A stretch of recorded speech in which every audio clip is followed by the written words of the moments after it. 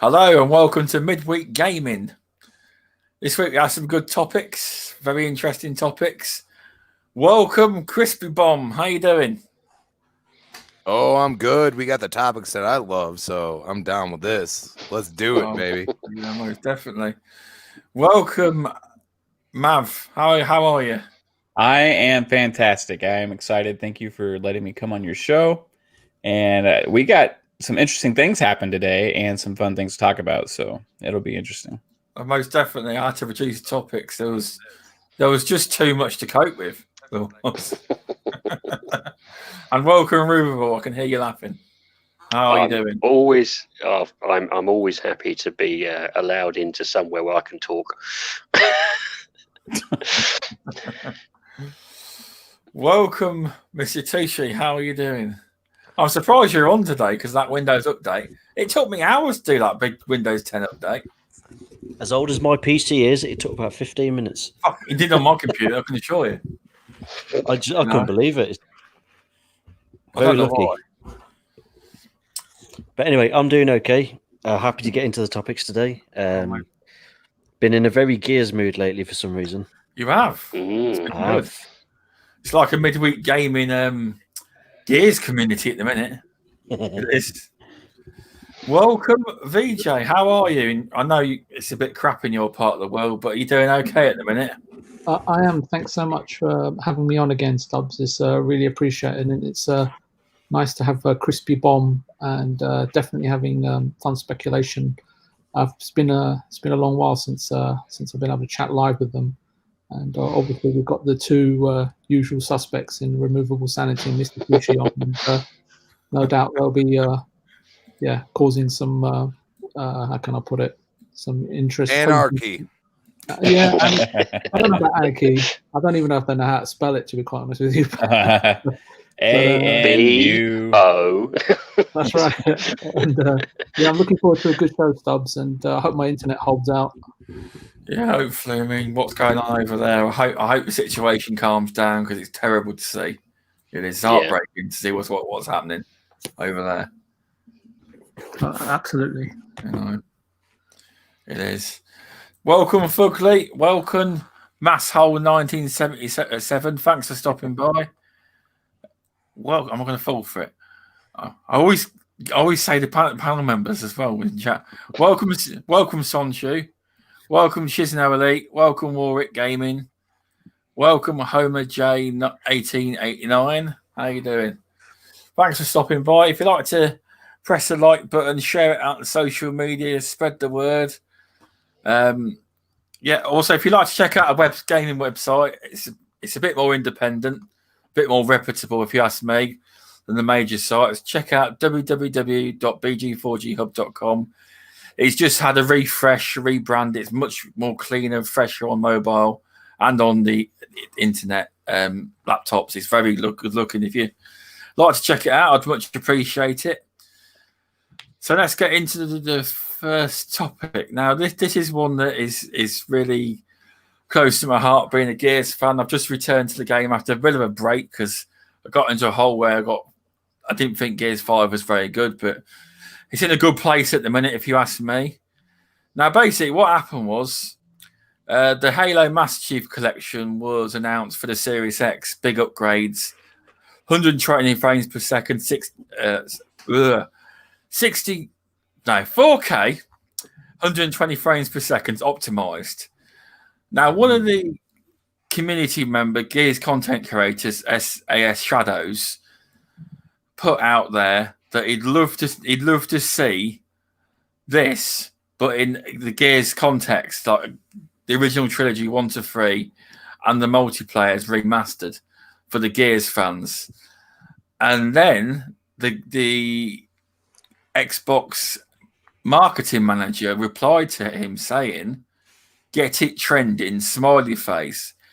Now, I think that's insinuating if there's enough interest, they will look at doing it.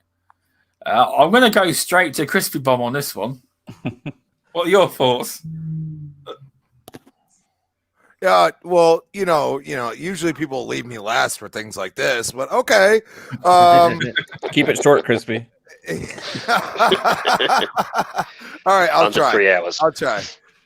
Yeah. Basically, you have to understand that Gears 2 and 3, which haven't been touched, by the way. A lot of people are like, oh, why do them?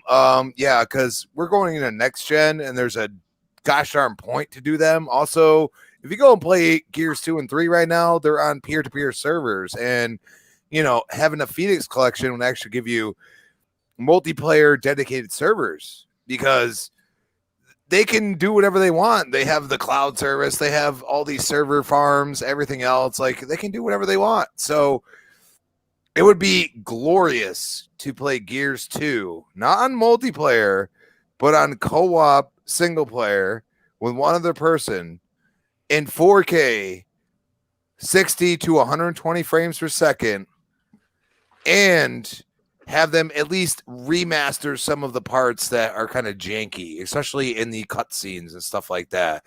Like when Dom unfortunately has to kill his wife. Oh, that's such a sad moment. Spoiler mate. alert! It's so Spoiler alert. it's so janky in that cutscene. You know what I'm saying? It You is. can go back, you can fix those things. Like Gears 3, and I've had a lot of people be like, "Oh, Dom should survive." No, you can't touch all of this thing. You just Gears 3 is a great co-op campaign, if not the greatest of all time. Okay, you cannot touch that. You have to leave it, maybe make it look better, maybe run better, stuff like that. You leave it the way it is. But Gears 2, okay, you can't touch Horde.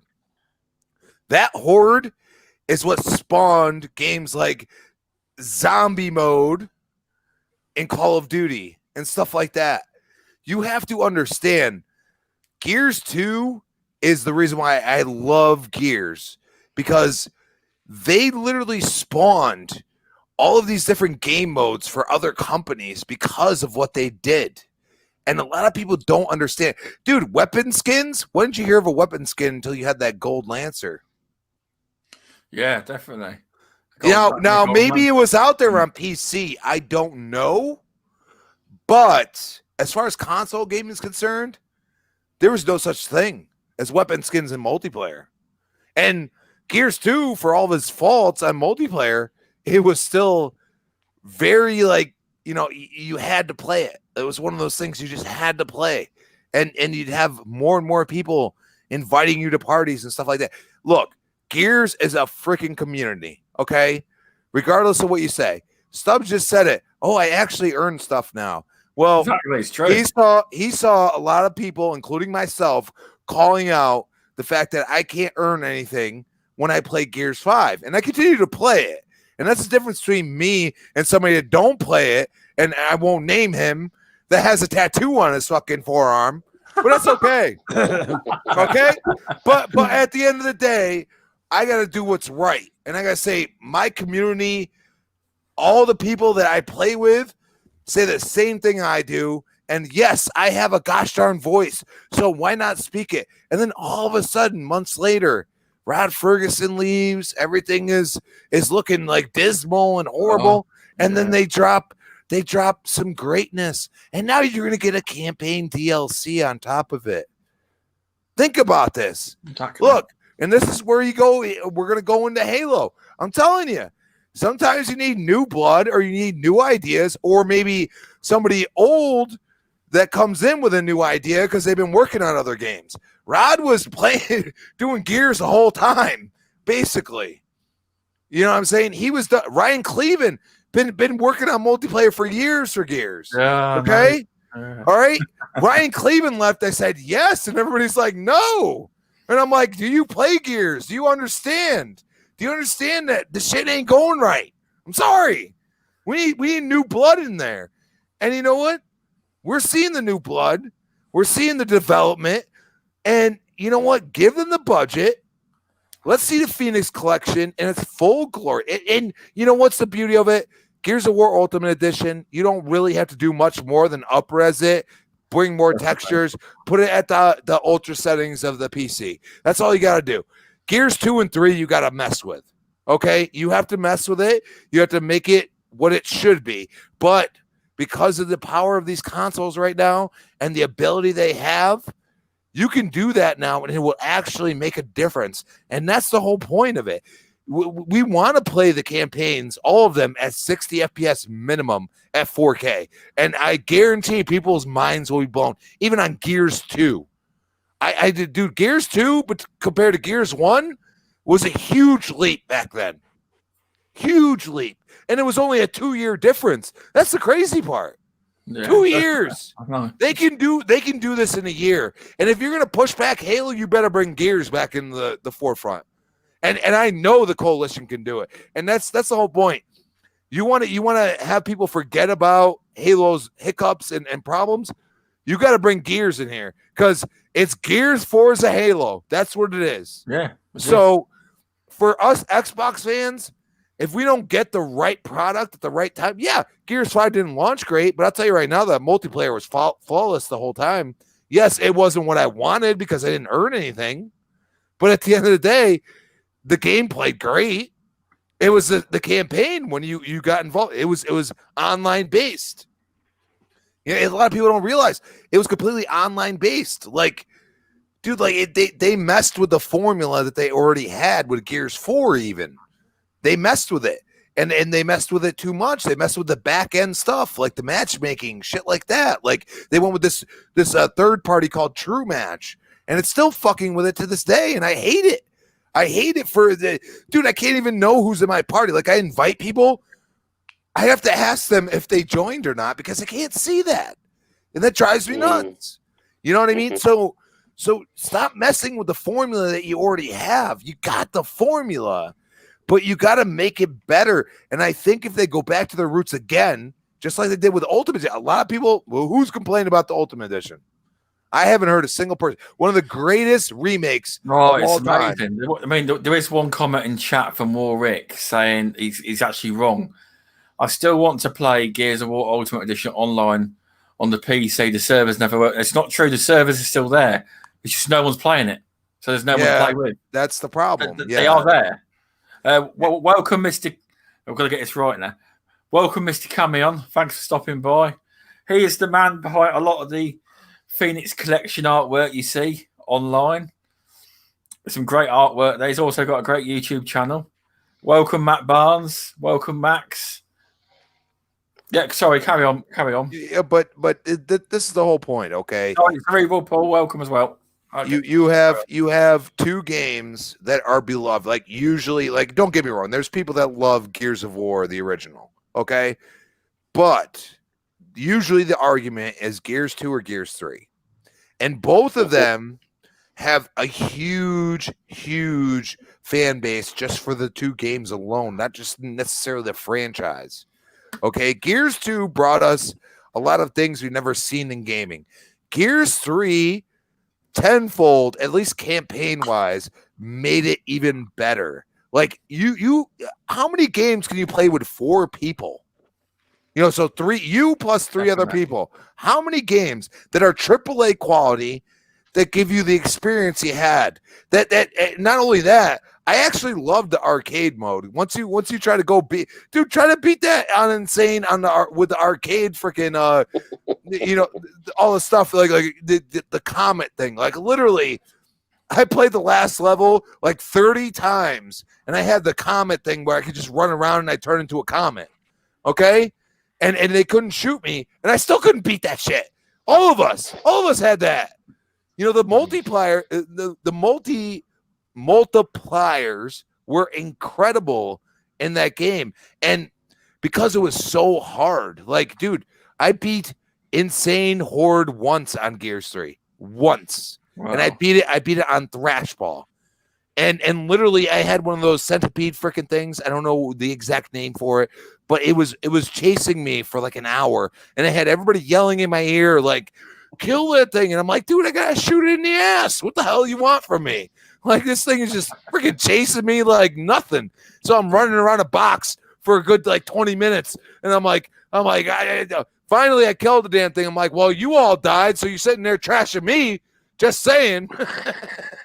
But it's just that experience is so much fun, and A lot of people that are younger have not played Gears 2 or 3, and they don't look back and go and say, I want to download it on 360. They want to play a new experience technically. Like, is it new to us? No. Is it new to them? Yes, it is.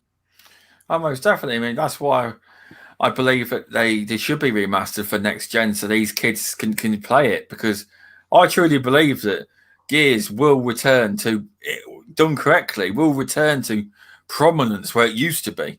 Used to be a heavily respected, even in, it's not really in esports now, it's been dropped. I think it will get to a level where it's returned. And I think Gears could be bigger than Halo again. That's my opinion, you know, a bit biased because I'm a Gears fan, obviously. Just a few more shout outs. A few more people are coming. Welcome, ACS Husk. Welcome, King ABZ. How you doing, mate? Another great Gears content creator. Thanks for stopping by. Who else? Welcome, Dragon Wolf. Welcome. I think that's it. But no, you're right, Crispy. Gears is, I got sweet. The problem I have is when people ask me, like, what's your favourite 5 franchises? I have a hard job because I just write Gears.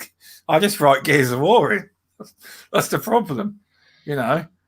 I'm trying to get into Halo, but it just doesn't do it for me like Gears does. You know, you got to start with Halo Reach. I mean, I still want to go through them, but I want to see what Infinite's doing right now because I don't know. But no, you have very good points, Crispy, and I really hope it happens to Phoenix Collection because I'm day one. And I will buy the top version. You know, I will get what I can. Or you'll get it in Game Pass. Yeah, but I want to own it as well. I want to own it. No, I don't own what I don't have to pay for. I'm already paying for Game Pass. That's the whole point of it. That's the whole point of it. You have to understand, like, that's the whole reason. Like, you see all these older games that are getting enhanced or whatever that are going to Game Pass. That's the reason why they're doing it. It's because they're trying to attract more people. I mean, I saw multiple PlayStation guys saying, I can't wait to play Gears 5 on my Series X. Not PlayStation fanboys, by the way. PlayStation guys that were originally PlayStation, and they're all of a sudden looking at Xbox with a different light. They're like that dog that goes, what's going on here? You know what I mean? And that's the whole point. Like, what they've already done with Gears 5 is going to lead us into the next generation. This is on Unreal Engine 4. Imagine you put Phoenix Collection on Unreal Engine 5. Wow. That would be pretty incredible. Most definitely. Welcome, Ashy Mark. Thanks for stopping by. Welcome, Carlos Damara. You can have to let me know if I say that right. I probably said it wrong. Sorry. Now I'm going to go with VJ. What's your thoughts on getting the Phoenix Collection going? And would it be a game you would be interested in buying or playing in Game Pass? Do you think it's a good idea? What I will say is that the Gears of War is an extraordinary franchise, and I definitely intend to revisit and invest a lot of time into it. And it's the one game or one franchise I've been talking to Mr. Tucci about on and off for quite some time. And it doesn't, to me, it doesn't really matter in terms of whatever the technical or optimized form it's probably or possibly available to play in, you know, via the Xbox Series X and Game Pass. I'm especially sort of looking forward to enjoy and have fun with it first and foremost in various modes that, you know, allow me to play Gears, you know, whether it's with irritating, loathsome or beloved colleagues, acquaintances, friends and relatives, right? It makes no difference to me. Just somewhere in there, Mr. Tucci, amongst that, amongst them somewhere along the line.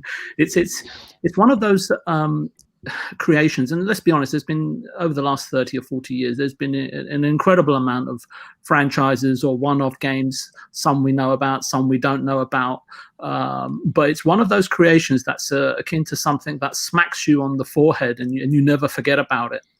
And it's one of those games that sort of, I don't know, it's able to seduce you, beguile and delight and thrill you, you know, almost like you know, music or paintings can. So actually that's caused a little quiver in my personal sea of memories. Musical Paint is available on the App Store, or you could conceivably go one better and cast your mind back to Mario Paint on the Super Nintendo.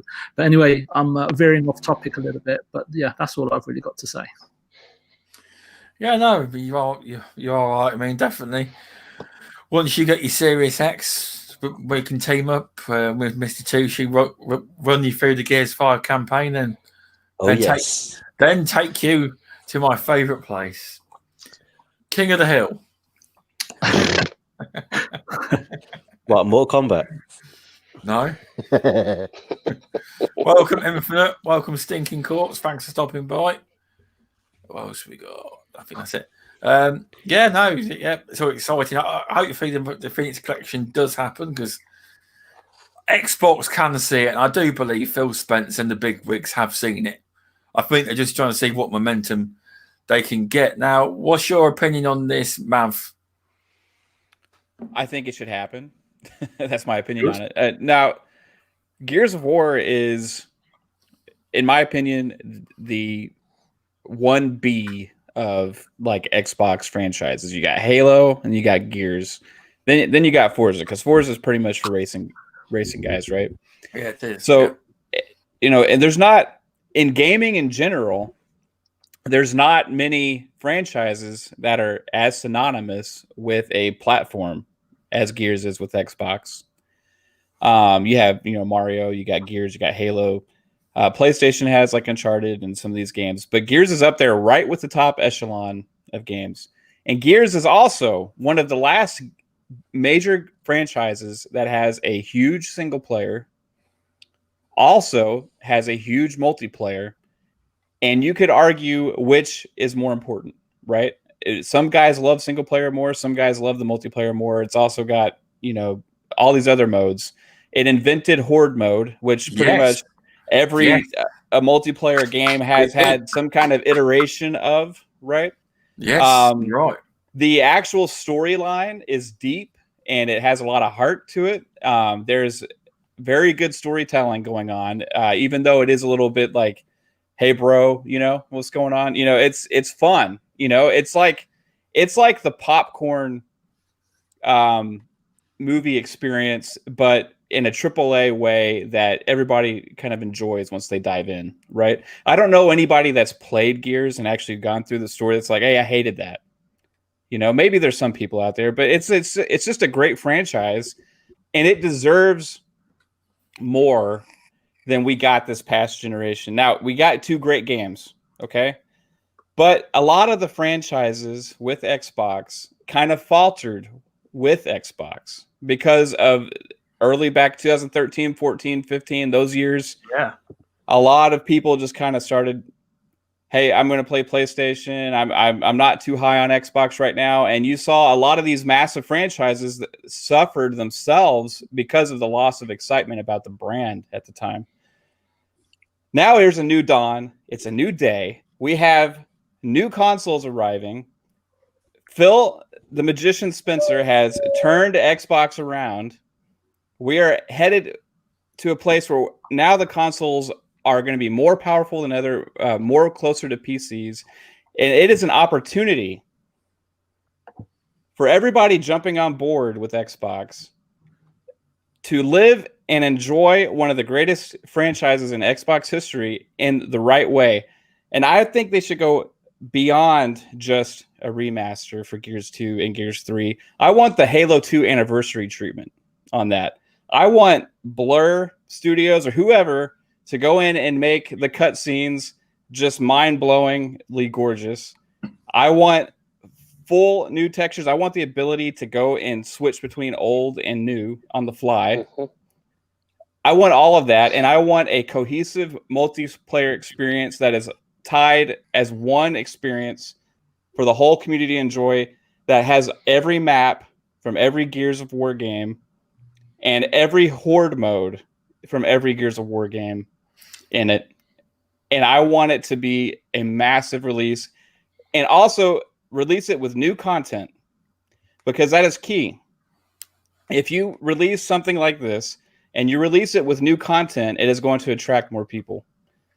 So that is important, and I think it deserves it. I think they need to do it, and I would pay full price for it. But guess what? Because it would be on Game Pass, I won't have to.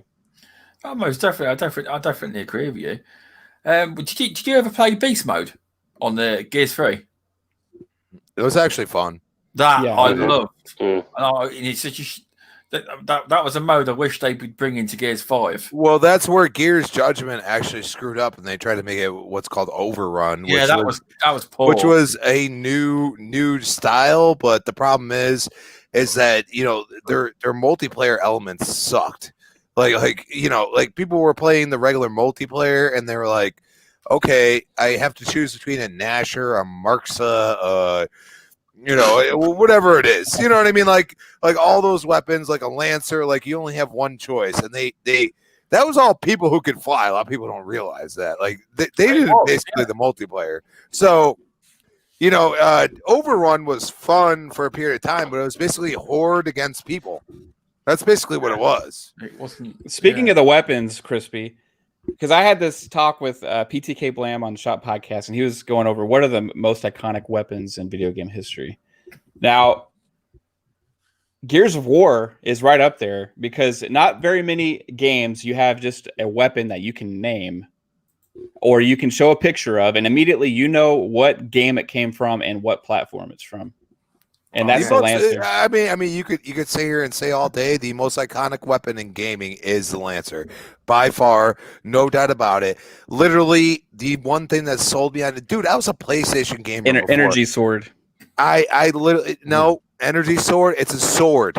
The Lancer is one of a kind. It is literally an assault rifle with a gosh darn chainsaw attached to it. Okay, there's no comparison. I'm sorry. And when I cut my friend in half playing couch co-op with him the first time I ever played Gears, and he screamed at the top of his lungs to say, "That didn't happen! No way!"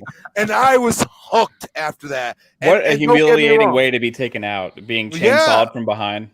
Dude, he was so enamored of the fact. He's like, dude, I literally killed you so many times, but you killed me that one time, and I was so pissed about it. Like, because I didn't know what I was doing. I didn't know the Xbox controller at all. I didn't know anything. You know what I mean? And he's like, well, hold B and you can chainsaw somebody. And I'm like, okay, I'm gonna keep trying to do that. And I missed and I missed, and then I got him once, and he was so he screamed at the top of his lungs, and I'm like, I played Halo before that with him, and I was like, well, I'm gonna suck at this. This is a first person game. I ain't good with that. But, I got a few kills here and there. It wasn't him. But then he's like, you know what? Because I was like, dude, I can't do this. Like, this is too much. Like, I'm just getting my ass handed to me. Like, we got to try something else. Because I never played Xbox before. Then he throws it on Gears. And he's like, shit, you killed me that one time, and you almost killed me multiple times. I started learning the game, and I'm like, man, it's hard to learn. But once you start getting into it, it's addictive. It's a unique experience too. No other game has that same viewpoint, the same over the shoulder camera.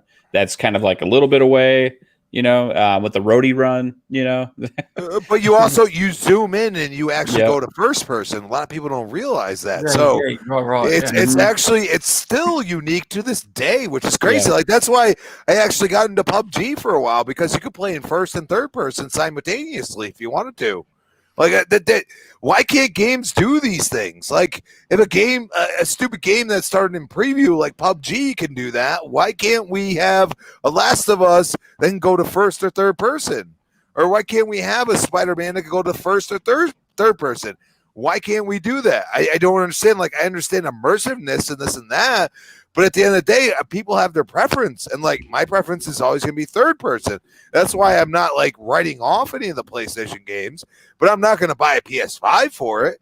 I'm going to go and buy a PS4 Pro and call it a day, and get that get that console in my hand and play it on a little bit lower resolution. Maybe, I mean, the way it sounded doesn't sound good. They keep saying that, basically what my One X can do is what the PS5 can do, which is pretty sad. I'm just saying. Oh, most definitely. I mean, I know the Lancer is the most iconic, but in my eyes, I always think the Nash is unique. I know it's just a shotgun, but it's like Homer J was saying about the shotgun, well, the Nash being overpowered in 4 and 5. It's not overpowered. It's just the main gun Gears players use. Probably a Lancer boy set. Do you like the Lancer, Homer J? Is that why? But no. Well, the Nasher comes into play with the wall bouncing, which is something that is still unique to this day. It is. Like once you understand how to use that, like, dude, I'm what like Gears heads would call a hybrid player. I use wall bouncing. I use also, bot walking, which is just basically using a button multiple times in multiple different areas without wall bouncing, which a lot of people don't do. They just wall bounce between the covers multiple times. And that's the beauty of it. It requires skill because I've killed people that are far better than me, that are diamonds, masters. And I may only get 2 kills per match, but guess what? Those 2 kills, it involves every skill I have. Definitely. And I'm not as good as them as wall bouncing. I'm sorry. Like you have to find your niche in the game. And once you enjoy that, you can love the game. And that goes for almost any game. Like, a lot of people play Apex Legends or Fortnite. Like, I'm not used to that shit. And I don't like Fortnite. Like, I think it's because of the building, not necessarily the jumping. Like, you see all these people that play, they're just jumping constantly when they're in open area. It's like, it's stupid, but that's the way they have to play it, because you could have somebody with a 50 cal sniping you from across it. Yeah. And that's the whole point. Like, they understand how to play the game. And if you're going to trash a game and you don't understand how to play it, shame on you. Sorry. Definitely. But no, Warwick's in the chats. This isn't the point I don't agree with. If Microsoft are going to remake Gears, the franchise, and spend a lot of money doing it, it shouldn't be put into Game Pass. It should be a pay-for box set. Well, no, because you'll get a pay-for box set. You'll get a special edition physical version, and you'll get it in Game Pass. Now, there's 15 million people in Game Pass currently. Probably by the end of the year, it could be 20 to 25, or next year, maybe more. Now, that's a lot of. If they start paying the full whack now, that's a lot of money a month. They're not losing out like people think they are, and people that'll bring more people in. Probably people that thought, I'll give Gears a go, or these old games I used to play a go. And what people don't understand is, although you don't have to buy anything in Gears, because you now in Gears 5 you earn it all. If the content's there and you're enjoying the game, people, even if it's in Game Pass, think, fuck it, I'll buy a couple of skins. Do you know what I mean? And that goes towards helping make more money in the game. And it's not skins you're forced to buy, because you can earn money in the game now, and you can. Whereas when Gears 5 came out, you couldn't. But I do believe having it in Game Pass is an incredible benefit, because gamers that wouldn't normally try it can think, I'll download it, but say this Phoenix Collection, and give it a go. Yes, it will cost a lot, but games do cost a lot. Welcome, Pong Soul. Welcome, Jago Coogan. Thanks for stopping by. And he owns a Lancer. He owns one of the Lancers you can buy. Probably, I think he said the Golden Lancer, I think, in chat. But no, you've all got good points. I will move on to Mrs. Tushi. What's your thoughts on the Phoenix Collection as we've been playing it recently? Not the Phoenix Collection. Gears 5. Yeah. I want to do one question to you first. What's your favourite Lancer out of all? It ain't the retro. No, that's horrible. That's annoying. That's so much recoil on that one. I prefer the GL, Mark II or the GL for me. The GL. The GL is brutal. Well, if we play Horde, yeah, I'm JD. That's all I got to say. Yeah, because when I was in Horde mode, I was actually showing Mr. Tushi the benefits in Horde mode to the Dasher. Because it ain't good for everything, but a lot of them you can take enemies down in one kill. Bang, bang, bang, bang, bang. If someone backs you up, though. Yeah. we got the robot man, Jack, aka sounds like I wasn't there. Yeah. No, we done well though. We got through 50 waves. You got through 50 ways. Yeah, But- that's good. But we weren't on. We were on the beginning setting, but we're going to do it more and more often, so we get better and better. And we can do it in harder modes. There's no point jumping straight into insane modes. You might as well start off and build your way up. You know, You might as well start off, slap yourself in the face a couple of times, and say, "Hey, I'm going to do this," and then get a punch in the mouth. There you go. Welcome, Pong Soul. Yeah, carry on, Mr. Tucci. I've gone too far. What was the question again? What do you think? Welcome, UK Lazarus.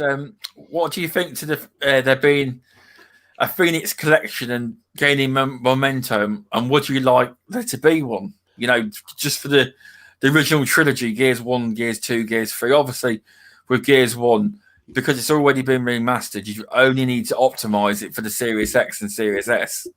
You know, so it wouldn't be much effort on the Gears 1 part. Yeah, right. I would absolutely love a Phoenix collection. I was playing the first one the other day, the Ultimate Edition one. It's still good to this day. I think it holds up pretty Original, well. Out of all the old Gears, I preferred the second one. I really enjoyed the campaign. Okay. I never played multiplayer until the fifth one. The first time I played multiplayer was with Crispy Bomb, and he just kicked my ass. He will. He's a beast. He's an But he animal has on that friends. game. As he's doing all that. I've played with him, and he's got friends that are like gods of the game. You know what I mean? Yep. Yeah. But anyway, I'm interested to see what this machine learning will do with the second one. It might be worth firing it up on the Series X when it comes out to see what it can do. Because it'll give you some good enhancements on there. A little bit, but I can't. It won't be as see good as it the full making remaster. I can't see it making it look as good as like the Gears 1 UI. UE, I mean. But, you I know know, what you we mean. have to a little bit. It'd be interesting to find out, though. That's one thing I'll be definitely doing. Most definitely. But yeah, no, it'd be good. So if you want to help the campaign, people, go on Twitter, hashtag Phoenix Collection, tag in all the executives, Phil Spencer, Aaron Greenberg, everyone you can, and just keep doing it. Try and get it trending. What's your thoughts, Mr. Removable Sanity, on this subject? Well, as I finally managed to get you two into Horde mode on 5 again. Yeah, I think actually, because the problem I had was I was going solo and a lot of people drop out. And it's nice to have communication, work together. I tell you what, and you're quite the Gears player in Horde. I agree. And I was surprised because I just thought you played indie games. I was quite surprised. He's like a wolf in sheep's clothing, isn't he? But he plays the robot, you know, Jack. He goes and collects the ammo. He's quite the player with that robot. I tell you, he is.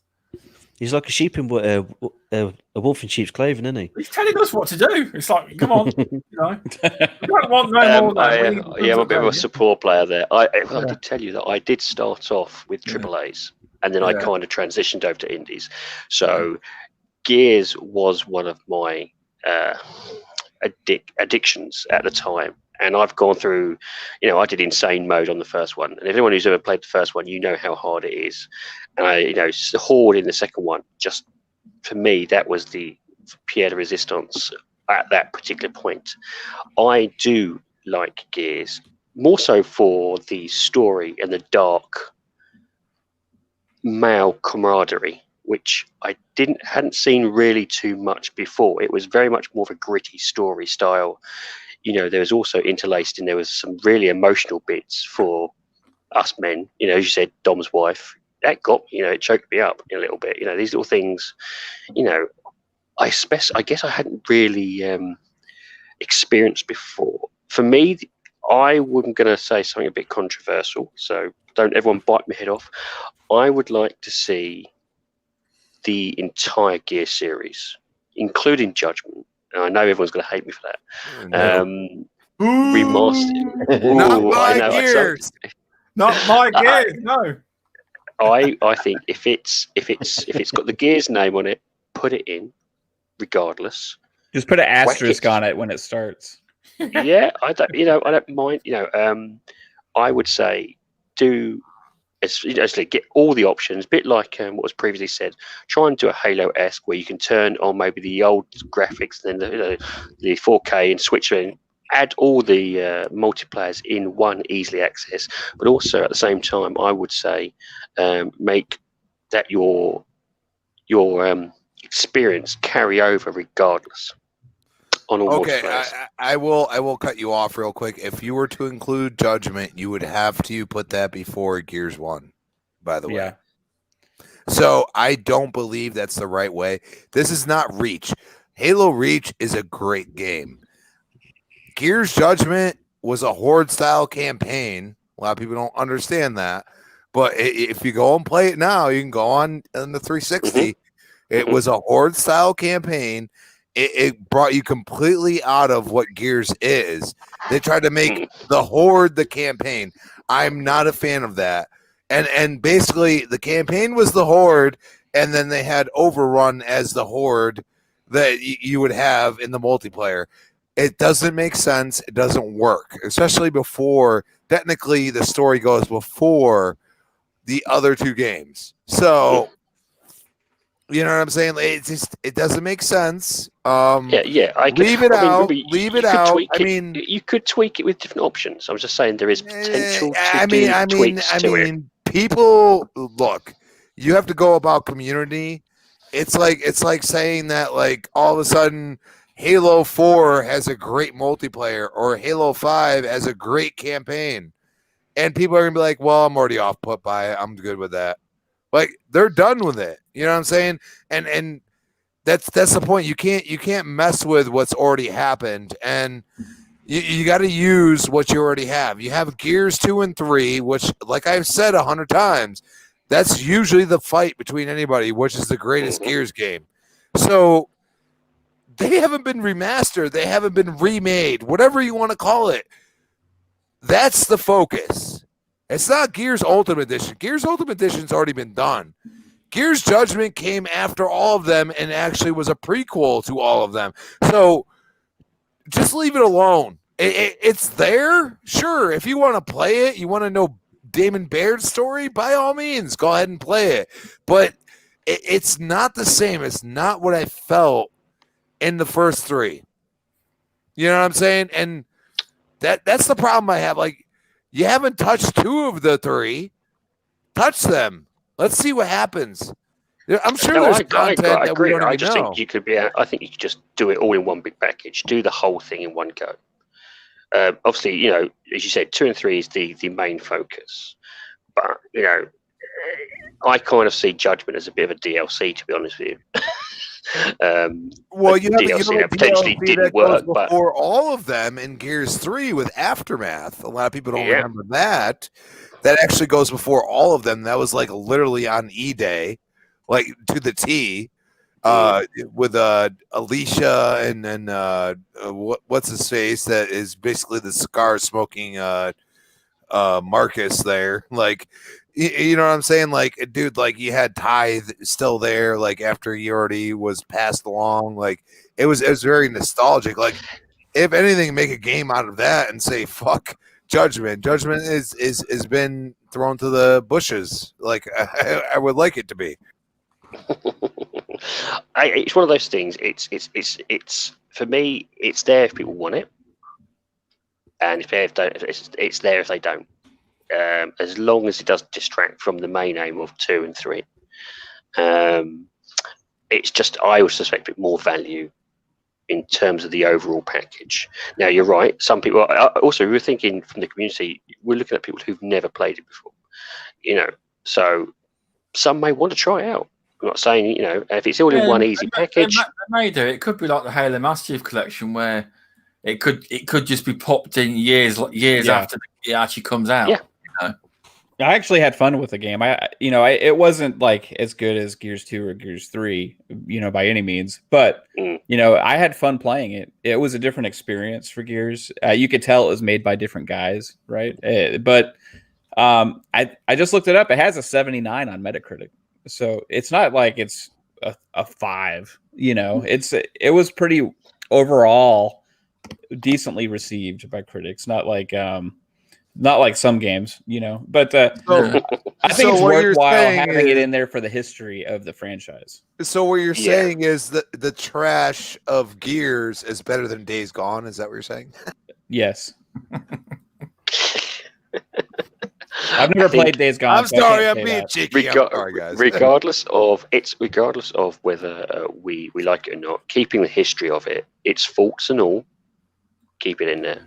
Make it all one, make it all one big package. Yeah, so let's say 20 Um, years from now, you have like a Halo 5 collection again. Are you going to leave out Halo collection again? Are you going to leave out Halo 5's campaign because people didn't like it? You know what I mean?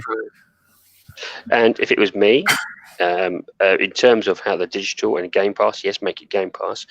But for us particular people, a collector's edition with a very nice statue for the physical edition. Because I can guarantee you now. I do. Yeah, I do. How would sell. about an old school replica Lancer again? Like, come on, it's Exactly. made out of complete steel. I'll pay $300 for that bitch. There you go. See, so Welcome back, as I said, welcome Michael Monkey Punch. I think we've got a few others. Welcome God's Geeks. So we'll just get your last thoughts on it, Immovable, because I didn't think we'd spend 46 minutes on this topic. With Crispy here, what did you expect? no, I think that's as best far as I'm going to go. I think if we can just get the whole package in one go, it'll just be a little bit easier for new people to get into, and they've got the whole history of the Gears there if they want to. For those who've never played any Gears whatsoever, it is the entire package, faults and all, right there. And if you want to do a collector's edition with, as you said, a nice Lancer, I can guarantee you the hardcore will pick it up as well. I'll start saving now if they can say it's coming out.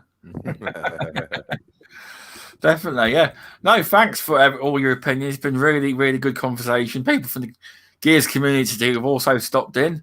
But yeah, if you want to keep pushing the Marcus Phoenix Collection hashtag, I know I put Marcus Phoenix Collection. I messed up. It's the hashtag Phoenix Collection on Twitter. Keep talking about it, tagging all the big wigs all the time. Hopefully one day we will get it trending. But I honestly believe I don't think you'll need it trending. I think they just will do it, But it would be nice for it to be trending, even in one country.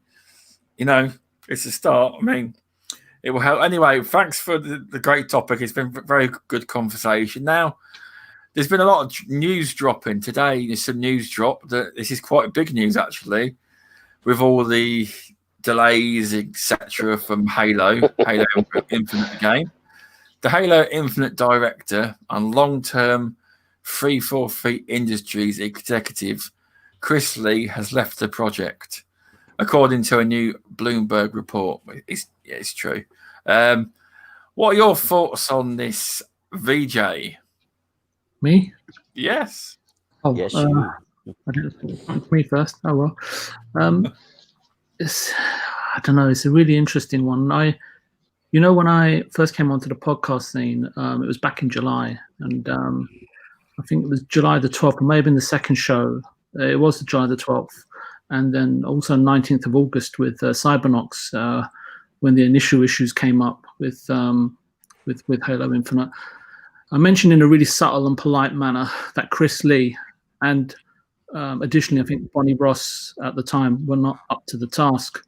It wasn't really well received, but I can understand that being on an Xbox podcast where everybody loves Halo, it's hard to take. Definitely. Yeah. It was, in my opinion, and as I said it back then, so I'm just kind of repeating a little bit. It was a very ill-advised appointment and poor judgment all round, putting Halo in the hands of someone's background, whose background is primarily production-led, especially as someone's bio that depicts that as Chris's. I believe that would have been Barney Ross's call to replace herself with someone she clearly felt she could manage and knew what to expect, and fundamentally someone she could control, and know what someone that wouldn't throw up any surprises. But as they say, the joke's on you. It seems a pretty apt idiom, or in this particular moment, however you want to look at it. So Chris Lee is definitely not in the same sphere of being a studio head, right? Which is his position. or indeed leading creative production and development in comparison to, say, Daryl Gallagher over at the initiative. And I've got my concerns and reservations over Daryl as well, but that's not what this podcast's about today. To be quite honest, this is absolutely no surprise to me. And given a post-mortem which would have probably been carried out after was it the June event when Halo was shown? I can't remember if it was June or July, so I'm really sorry. But I'm surprised. I am surprised, though, in terms of how long it's actually taken for this to happen. To be quite honest with you, you only have to go and sort of check out Chris's LinkedIn page and read his bio to understand how he works and how he's worked with Bonnie. And probably, if not definitely, he is a hand-picked successor for Bonnie to replace herself with, while she crawled up and moved up, the corporate ladder, so to speak. And one of the extracts, on his bio is, I directed a team of like 30 producers in creating detailed project plans and supporting 500 developers for consistent, on-time, on-budget delivery of Halo 5 and post-launch releases, etc. This is how Microsoft typically, not just Xbox. This is their production manager's mandate to a T. If you look across all their producer bios, the mandate, I think, from Barney Ross and many others at Microsoft operate under. My concern is that they're failing to learn, grow, and adapt. They're somewhat outdated methodologies that need to move forward.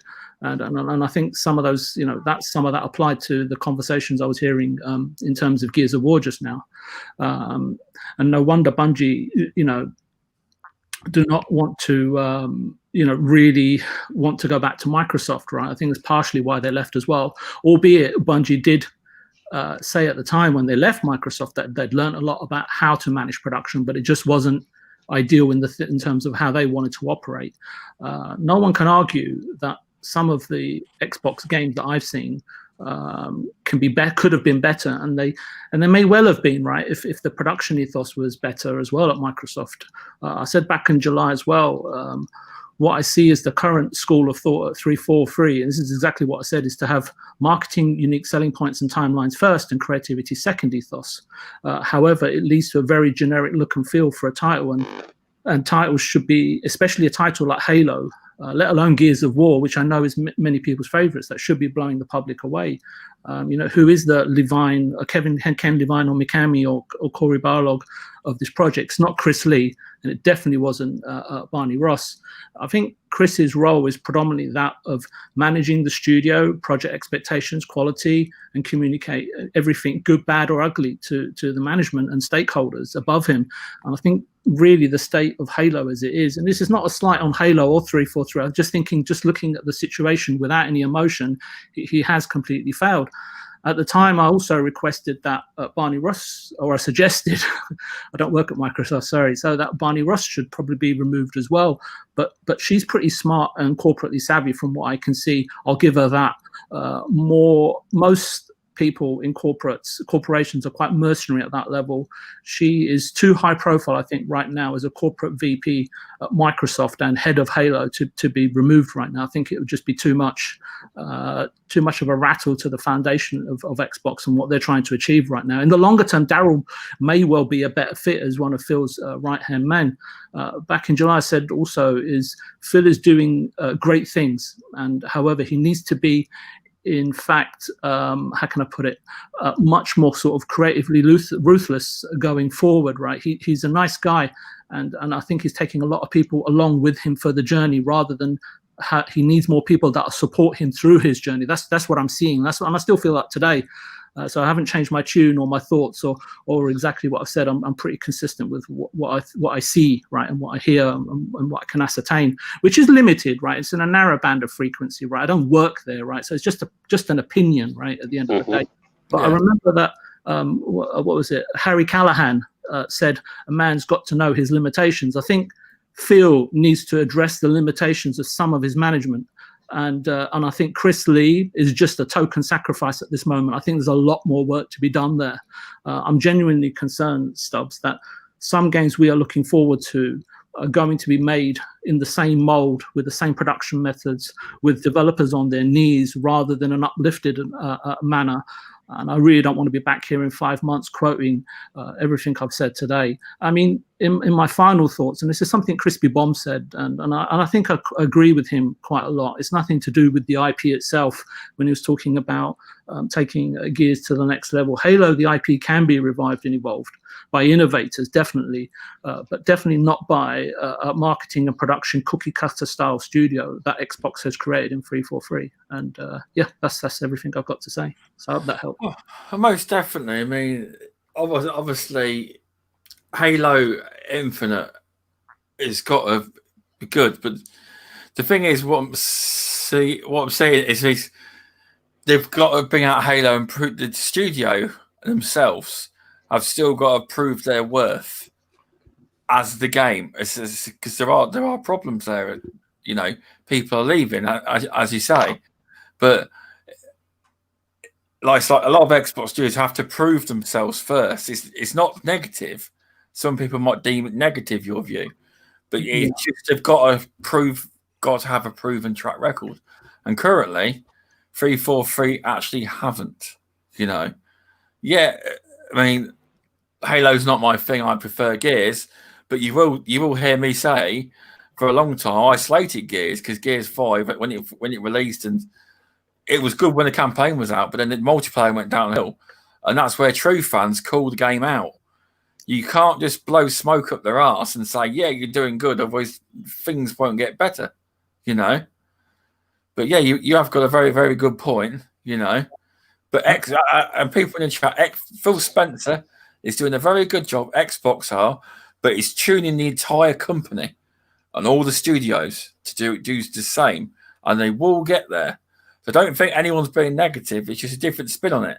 You see what I mean? But I fully agree with you, VJ. Excellent point. You there, VJ? Yeah, no, I'm here, and I've seen some comments in the chat. It's like people say that I rip into Xbox. I'm not an Xbox or a Sony fan. If I was, I never get asked questions about Sony or Nintendo, and I would just rip them a new one as well, and I'd praise them as well if they do something right. And if you listen to me on various podcasts, I praise Microsoft, and I've talked extensively about Game Pass and how it would make money, and I've even had arguments with sort of PlayStation fans that just don't want to hear it. So it's really a fact that I appear mostly on Xbox podcast because PlayStation fans won't have me. So I don't know if that's true. It's because you're getting a Series X, that's why. Probably, yeah. But the point of it is that I've seen this pattern before, not just at Microsoft, at several publishers and developers from my experience in the industry. And to be honest with you, I said all this back in July, so tell me what's changed, since then till today. And I can't see any change, but I'm happy to be proved wrong. That's not the issue. And at the end of the day, as I said, it's just an opinion. And if it upsets anyone, I'm sorry, but everyone's entitled to one. Most definitely. Welcome, Shiznoli. Thanks for stopping by. Crispy Bomb, what's your thoughts on this high-profile executive leaving 343 then? Yeah, it's kind of hard to say, but Joe Staten is probably going to take over his position. It already says on his wiki page that he is employed by Xbox Game Studios. And it says known for Halo Infinite is #1. So I have an inkling that they brought him in there and he said, yeah, no, this isn't right. And then he had the ear of Phil because Phil wants Halo to be the best it can be. And he brought up great points. And I mean, he actually worked for Microsoft Studios or Xbox Game Studios in 2014 for a period of time. And he's been a writer, but that doesn't mean he's not capable of doing other aspects of the job.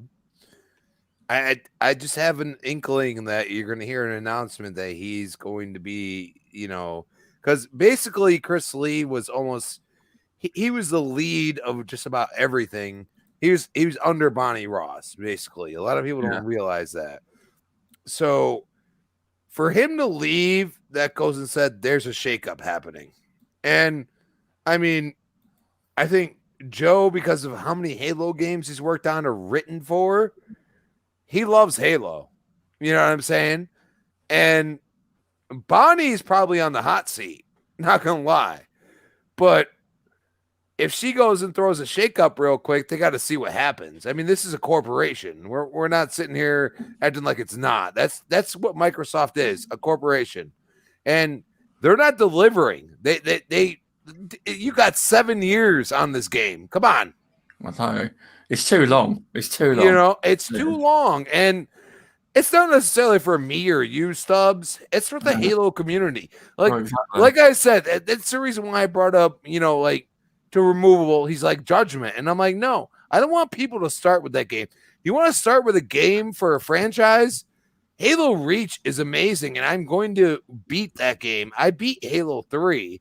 I didn't play 1 or 2, but now it's kind of like, can I even play it without the running and everything else that's involved, and even Halo Reach? It's going to be tough for me because I'm used to a certain gameplay style, and you gave it to me after, and that's the problem that they've had. They continue to make old games that they already made a game before. Halo 4, everybody said the campaign was amazing. You know what I'm saying? Graphically, this is the problem that I have. You had nobody trashing the graphics in Halo 4 or 5, but you brought out Halo Infinite and what we saw? Are you kidding me? No, we're not. We don't want old. You want to listen to old people? Like, dude, I wasn't like, oh, Gears shouldn't look like this. Like, dude, I played Gears 4 beta. I'm like, yo, this is going to be better than what people think. And it looked horrible. It looked horrible, dude. Like, it was sad how bad it looked. But also, Gears 4 looked way better than half the games that came out, if not most of them. You said 7 years. How's that work out right when Halo 5 came out in 2015? Yeah, well, they were developing it before that. Oh, okay. I didn't know that. Okay. Carry on. They develop. It's just like game consoles. They start developing before. If you're a company that's looking to the future, which Microsoft clearly is, the problem is that you had the wrong thought process. You have to understand that you didn't have any of the old school people like Joe is now. You know what I mean? You're bringing them in late in the game. I mean, that's why I went out and put out that tweet.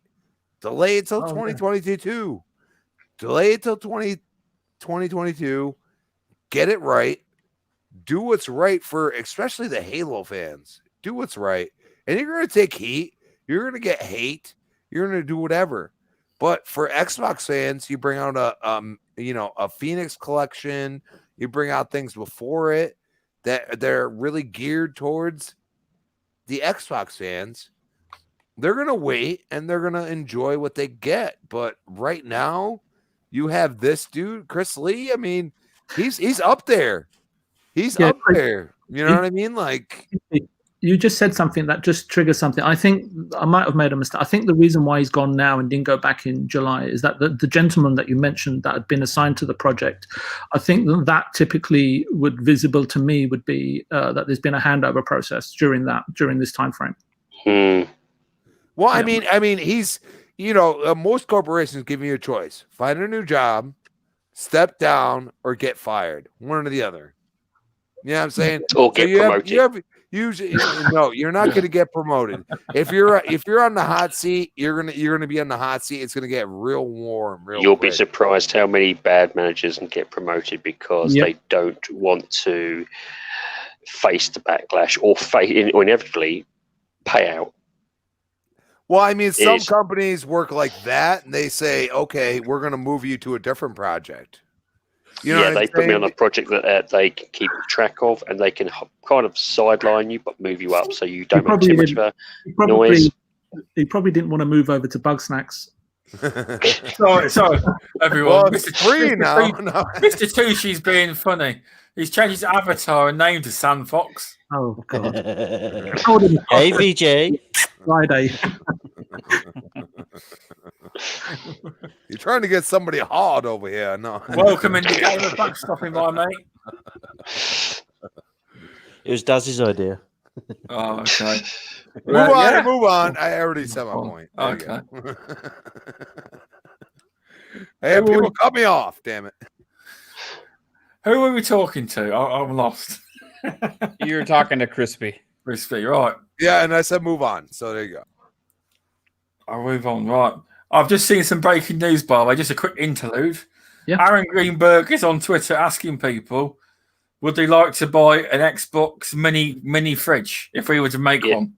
Yes. Hell yes. Take my Yeah. money. Yes. Yes. It needs Just to glow 59 green on the inside and have the sound of chanting monks singing Yes. when you open it.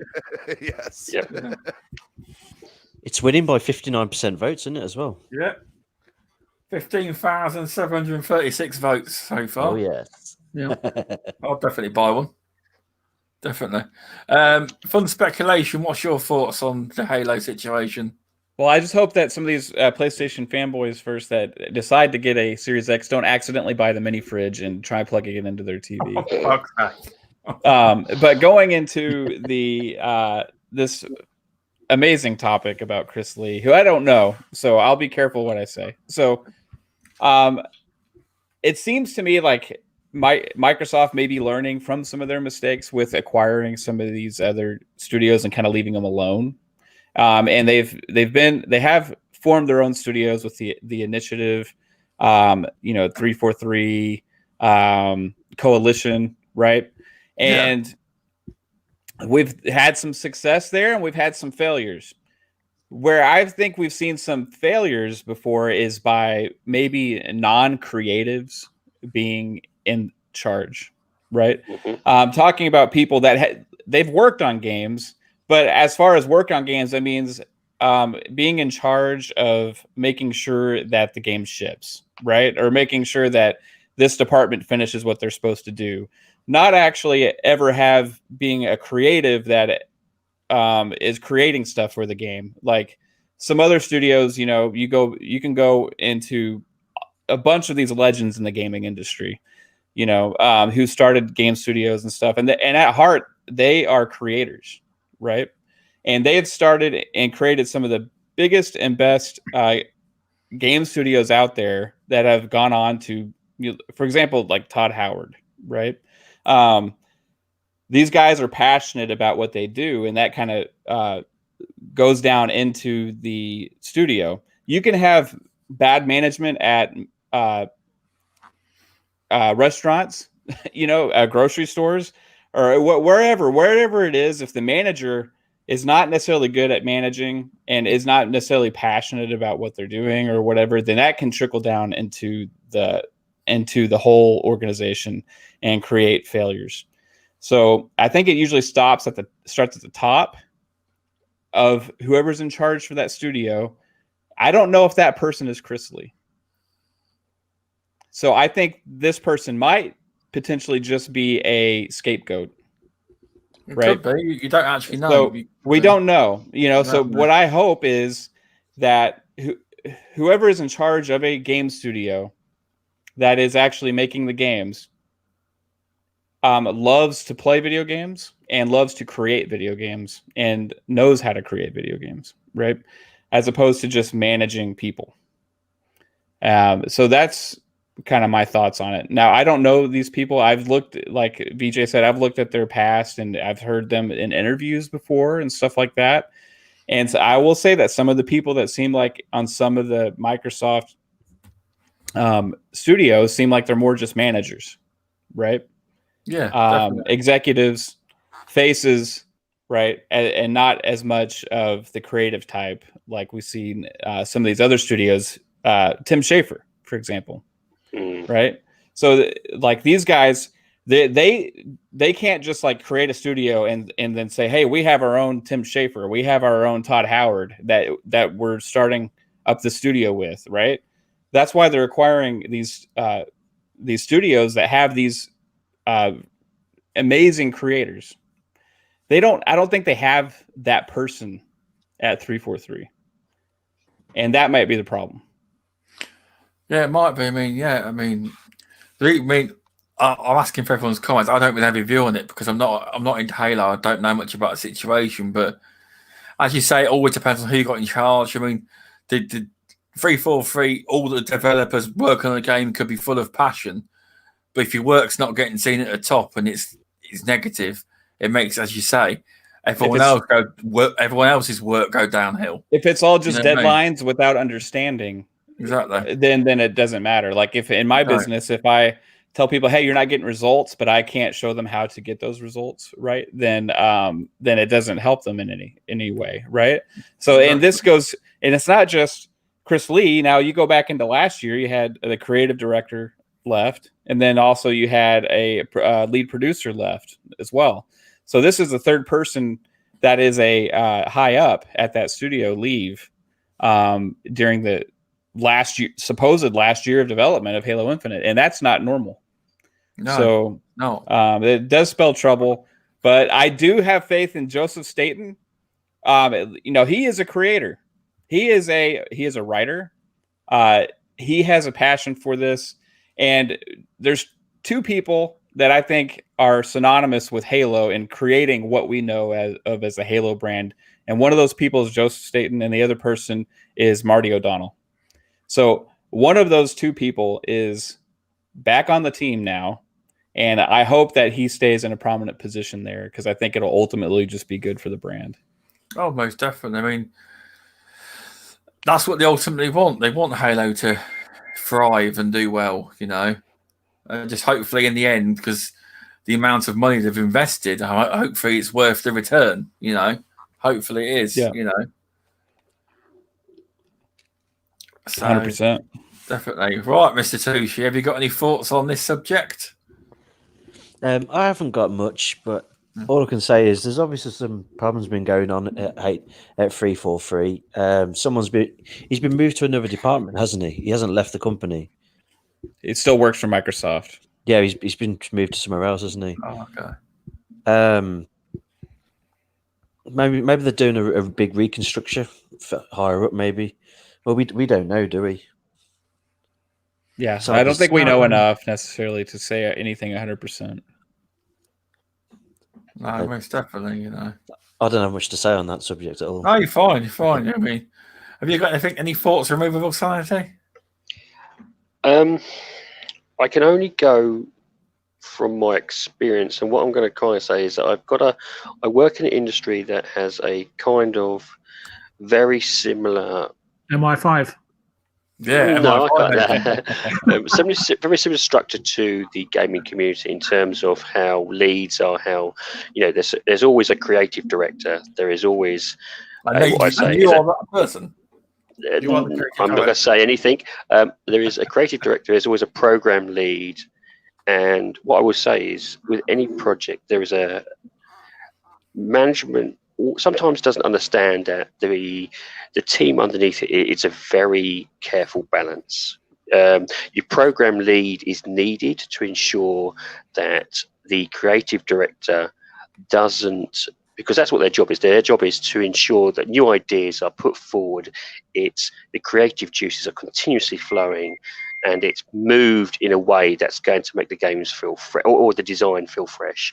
The program lead's job is sometimes to rein in the creative director, but not too much to the point where it impacts his creativity, because they don't want him spending too much on that particular budget. Sometimes creative director can be, what I could suggest is almost like they're pigeonholed, they're tunnel visioned. They've got an idea, and sometimes because of that, the budgets can expand, and sometimes program then gets moved aside, and that's where the program director comes in. So I'm coming in from seeing design teams like that in an industry that I've got thing, and we've had issues similar. It's a problem in different industries, and I can only kind of gauge it from the industry that I work in and how things like that happen.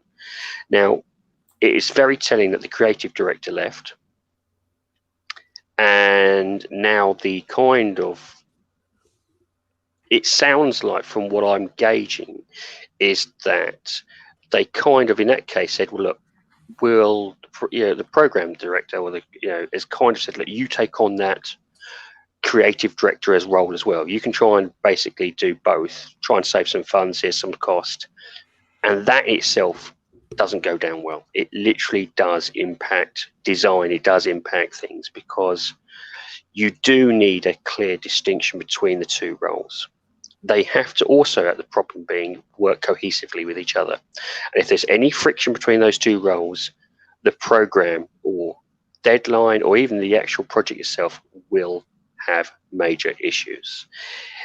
These things will then often be spoken to and often be brought up in regular meetings to try and ensure, as time goes on, they can spot these issues and get them out quickly.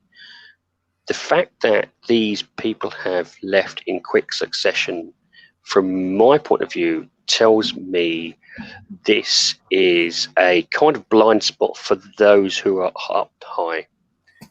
And I suspect it's a combination of the design team voicing their opinions and saying, we are having big problems because we're being impeached of our creativity. And at the same time as the program team saying, we're having big problems because we're not hitting our deadlines. And that buck lies with management. Now, management, the very top management, never takes on responsibility. Never does. It always tries to find someone it can put a scapegoat on, unless, of course, they're prominent. And what I mean by prominent is they're well known. You're not going to get someone who's excessively prominent and say it's his fault, unless the actual thing really goes down the pan. So in my head, I guess I'm thinking that this is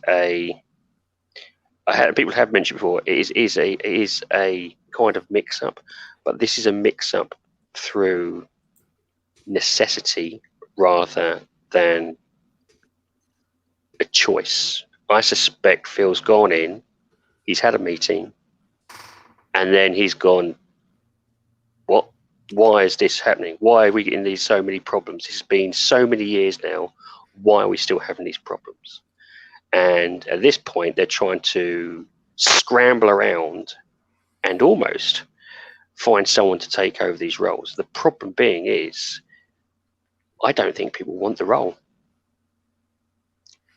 Yeah, if you've seen, it's quite a tough position to be in. You've got the pressure's on you to deliver the goods. This is a problem. You may have some fantastic creative designers out there, creative directors, but the actual role itself is too overpowering. They don't want that. They don't want that responsibility.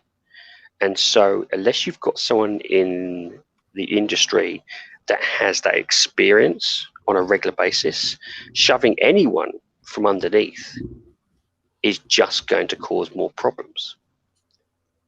So they could be in a bit of a pickle. Now, I'm not saying they can't resolve it, but it does, like VJ said, ring alarm bells. Yeah, I mean, and go on. So yeah, I mean, see, from where I'm standing, and I've seen this so many times before. It doesn't matter how big the project is at the end of the day, but even us guys on the panel, we're intelligent enough to sort of look and say, it doesn't matter if it's Halo or whatever industry. If you've tried something for 3 or 4 years, and I know someone mentioned 7 years. I don't know if it's quite that long, but anyway, it might be. I don't know the facts there. And it's not worked, then maybe the situation is telling you to take a different approach, however painful it may be, and not based around the results you actually wanted or anticipated. And this is where it feels only seeing it now, because remember, he came up on December and said, listen, this is going to be a launch title. He knew, either he knew or his immediate right-hand man, Matt Booty or whatever, they just weren't aware, which is even scarier. And how when it's filtered, it's going to be something that's going to be like, here you go, here's the report. Now, if that report is slightly doctored in any way, because they always want to see the good things. full of fear. And this is why I said Chris Lee had that responsibility, right, to communicate to the management, right, to the corporate shareholders, right.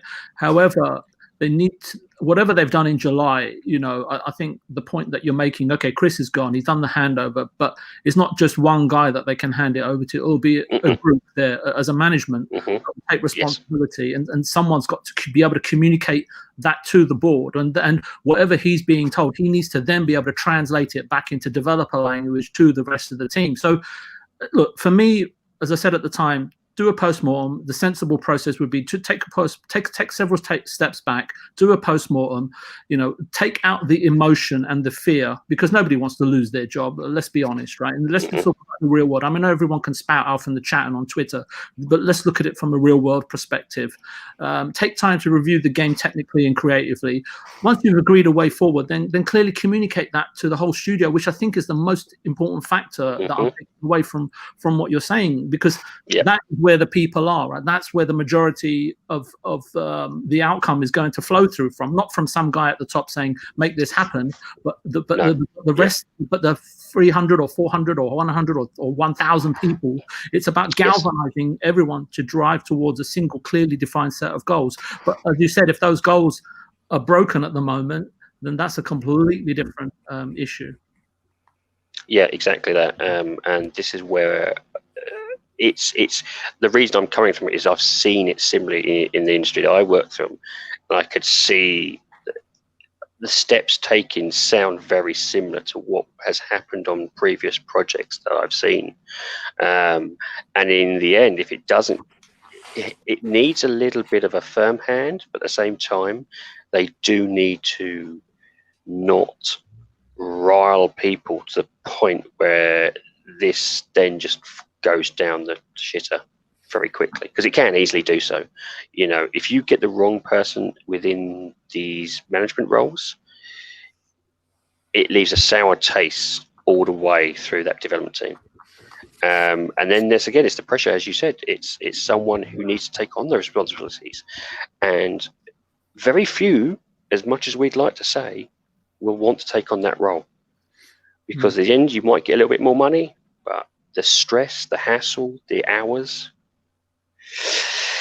I can tell you, it's sometimes not worth it. And so I'm wondering, everyone's saying, yes, there are people in the industry that they're eyeing up to take on these roles. I'm wondering whether they're going to look outside, whether it's maybe someone they're going to actually say it's someone from the outside of the team, someone fresh who's just going to come in, and maybe they don't have the history, so therefore maybe a bit more forgiving in terms of the actual development team. I mean, that's a guess in my opinion. Maybe, but you never know what they're going to try, you see.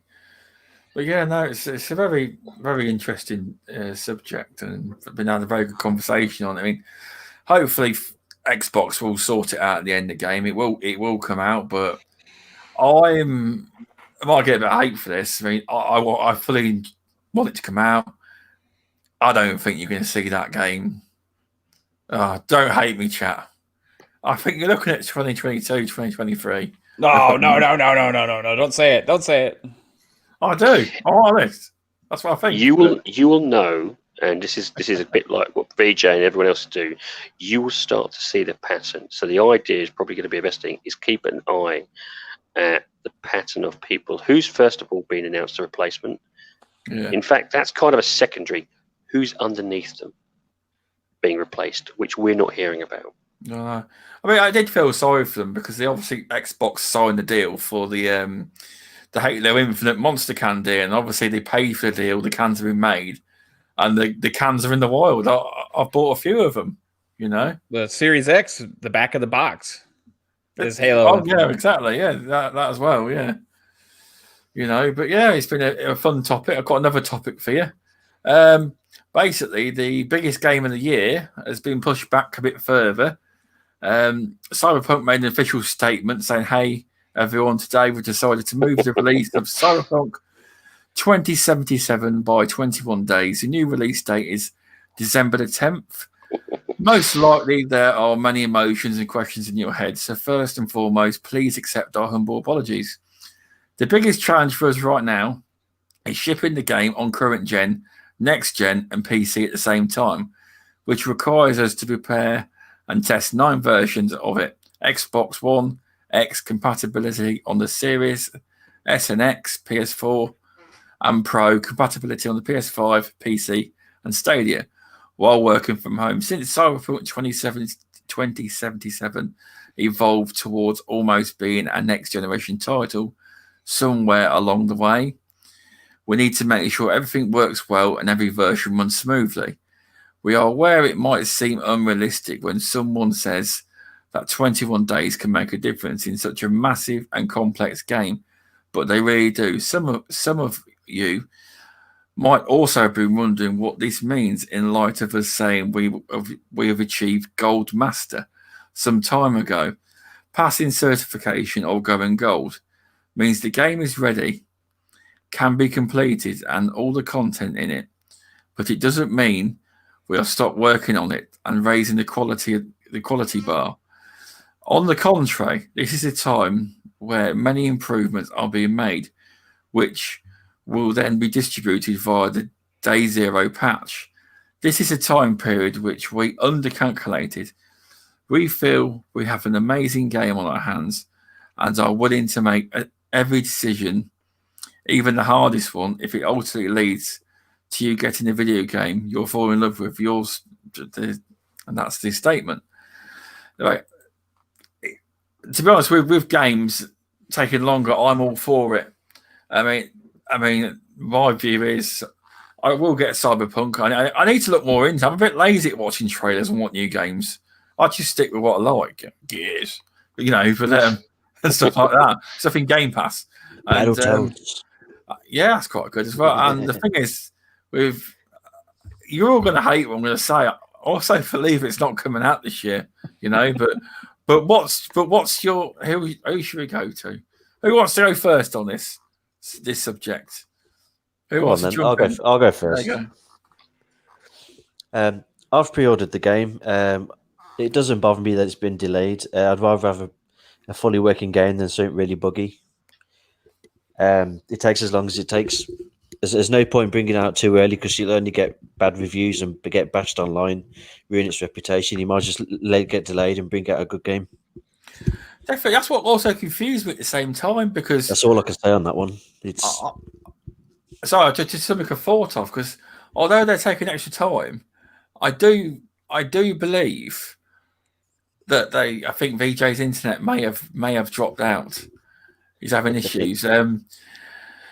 They actually gave this game to reviewers to review, but it was obviously NDA, so they couldn't do anything with it, But yeah, I didn't know that. Am I wrong? I'm pretty sure people like Alana Pearson, etc., got actually played the version of Cyberpunk. I'm pretty sure. They normally, for a 50+ game, they normally give this within roughly a week to 2 weeks prior to release, so that reviewers can get. I heard it somewhere that they've all played it. There was they're not allowed to early. There wasn't up to a certain stage they were allowed to play. If I remember seeing the video from Alana Pierce, I think she said she was up to about 10 hours in or something. She was allowed to a certain stage. I misinterpreted it. Okay. But in terms of a review of copies, if it's normally given for a game like this about 2 to 2 weeks prior to, because of the size of the game, 2 weeks prior to release is normally a game is given. Okay. So what's your thoughts on this delay?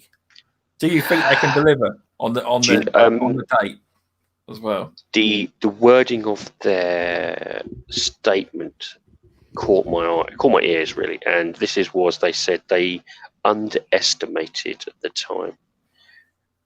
This tells me they've spotted something not fundamental, but they've missed something and gone, crap. This could be either a break. This could break something on a particular system, or this could be a core, a game-breaking bug they've spotted. And it's like, we need to go back and just double check, because it's better now to delay it. Just go back and double check all the iterations Because if they find it on, say, I don't know, just say for instance Xbox Series X, they find a bug that overheats the system. Watch Dogs. It's better now. That means they have to go through all iterations and see if that is replicated. It's better now to wait on to hold back and do that and just carefully check everything. And so 21 days isn't actually a lot of time. It isn't in terms of going through every 9 systems. That's not a lot of time. I didn't realise how many systems it was on. Wow, it's incredible. Yeah. So this sounds to me, and this is my thinking, is that they've spotted something. Maybe one system's not working as it should, and it's like, right, check everything just to make sure, because they've had so much serious criticism at the moment. I think they're very worried. They're just they're worried now. They've got such a backlash, such a attack from everywhere, especially the media. They don't want anything to come out except for a perfect result at the moment. And I don't think they're willing to take the risk. I mean, I even stated on Twitter, I said, when that came out, I said, I'm now waiting for the clickbait titles to come out. I'm waiting for the clickbait articles to say numerous things. And we've seen it. CD Projekt Red has had a harsh criticism. Yeah, I don't also people like to, I've heard, which I'm not bloody happy with. Why are they getting bloody death threats off people because the game's not coming out?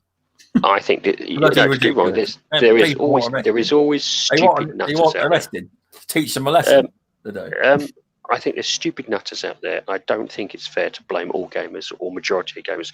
There is just some seriously stupid and sick people out there who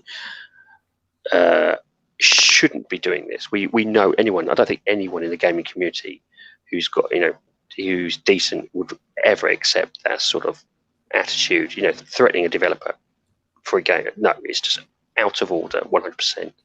But we also have to be careful that we're not tarring a lot of the gaming industry, gaming gamers with this brush. It is idiots. And they're not gamers, they're just idiots, let's face it. You've got the police. Not me. You, BJ. Yeah, sorry, yeah. Fire on. So no, it's yeah. It's Bodie and Doyle. So yeah, that's the way I'm thinking. I think they've spotted something on one particular system, or maybe 2, and it's now a back check, and that's just going to take time to do so. That's my opinion. Yeah, well, it's definitely. Yeah, you're right. I mean, a lot of people have been saying also in the chat, it could just be one version of having a problem with. Yeah, obviously, very much. But you don't take the risk, do you? You've got to check every system. I know who's to blame. It's Stadia. Just get rid of it. When I heard you say Stadia, just make it 1/9 easier on them. Just get rid of that one. We don't need that. I was gonna wind up the chat and say it was 343. But anyway. I think look, this is just from one perspective. I know that we could look at this topic from about 12 different facets, right? But I'll be honest with you, I was a little bit irritated by the stuff I was seeing online and via journalists and YouTubers who should know better or should not really talk about things that they have little to no comprehension of, rather than give a flippant, comical remark to it. I think the issue doesn't really affect or surround the circumstances surrounding the PC version of Cyberpunk 2077. As far as I know, PC content is not subject to any FPQA or quality assurance testing or any sort of requirements by governmental organizations, unless Luna or Stadia, etc., have instigated, initiated, or implemented such requirements. I simply don't know enough about it to respond in terms of that. But my look at this, and it's something I've been through before, and I know that developers still go through it. You got to look at the time of year. Cyberpunk will have definitely going to be having a day one patch planned in tow with the game's ultimate release date. The main body of the game was announced to have gone gold. I think it was October 5th or somewhere early October. Since then, I believe a patch might have been submitted sometime after this date, and subsequently the exit date out of FPQA would be 10 to 12 working days. Not they don't work weekends. None of them do. I'm talking about Sony and Microsoft here, for some reason, and I should say common reason, to be honest with you, a critical list of must-fix bugs or TCR failures must have occurred and need to be addressed in order to receive approval. FPQA do provide sort of real-time daily or bi-weekly bug reports to publishers and developers, as far as I remember, so they can get to fixing bugs while waiting for the final full report and for the initial submission of the game or patch to be released or exited from FPQA. And I think they just found something critical at the last minute, as you were saying, removable. It's totally unforeseen and totally common from where I'm sitting. Once a game exits FPQA, the dev team then needs time to must fix bugs or TCR. Some bugs, minor and some even major bugs, can be negotiated. That's not a lie. That it can be. And subsequently, producers, then production managers, QA managers, and their teams, and dev team itself have to guess, plan when the fixes may occur or get completed by, and book yet another appointment with FPQA. It's not just a case of phoning them up and say, hey, we're sending you the disk. It doesn't work like that. Everything is based on a slot first come first basis in order to resubmit a build or a patch, and especially in this instance. Now, depending entirely on the severity of the items that need to be fixed, it's going to be at least a week or maybe 2 weeks before the bugs are fixed and tested internally. And when you then book back in with FPQA, and that second turnaround is shorter. It's not normally 2 weeks. It's at least a week. And I reckon it's 5 to 7 working days. So if you add some of these time frames up, you can see, why it's been pushed back, and that's obviously subject to being granted complete approval, right? You have to also factor in that FPQA is incredibly busy and under the cosh, especially at this time of the year. And you only have to look across at Ubisoft. They've got something like 4 or 5 AAA games in terms of size. I can't, I don't know what the games actually, play like. I can't give them a review score, but in terms of size and investments, they're AAA games launching in a relatively small proximity of, or period of time, you can say, right? Just a few months apart, in fact. So FPQA historically in Europe, as I recall, and in the US, which I haven't dealt with as much, but I have done, pretty much closed their counter or serving hatch. It's probably a bit more of a 1950s reference there, around early December, and I would like to say like December the 12th, but things may have changed. But it's also to do with the fact that DADC Sonopress, the disc manufacturing plants, also closed. But as I said, that I think that the main body of the game, that gold disc, has already been done and dusted and made sure discs can be produced, because they can't miss that deadline. And they also close early for Christmas, especially in Austria. In fact, major retailers with central warehousing also taking in shipments for new releases well before Christmas closed down and stopped new releases from coming in. That's why you normally see a gap between the end of December, beginning of December till late into the new year for new releases to hit.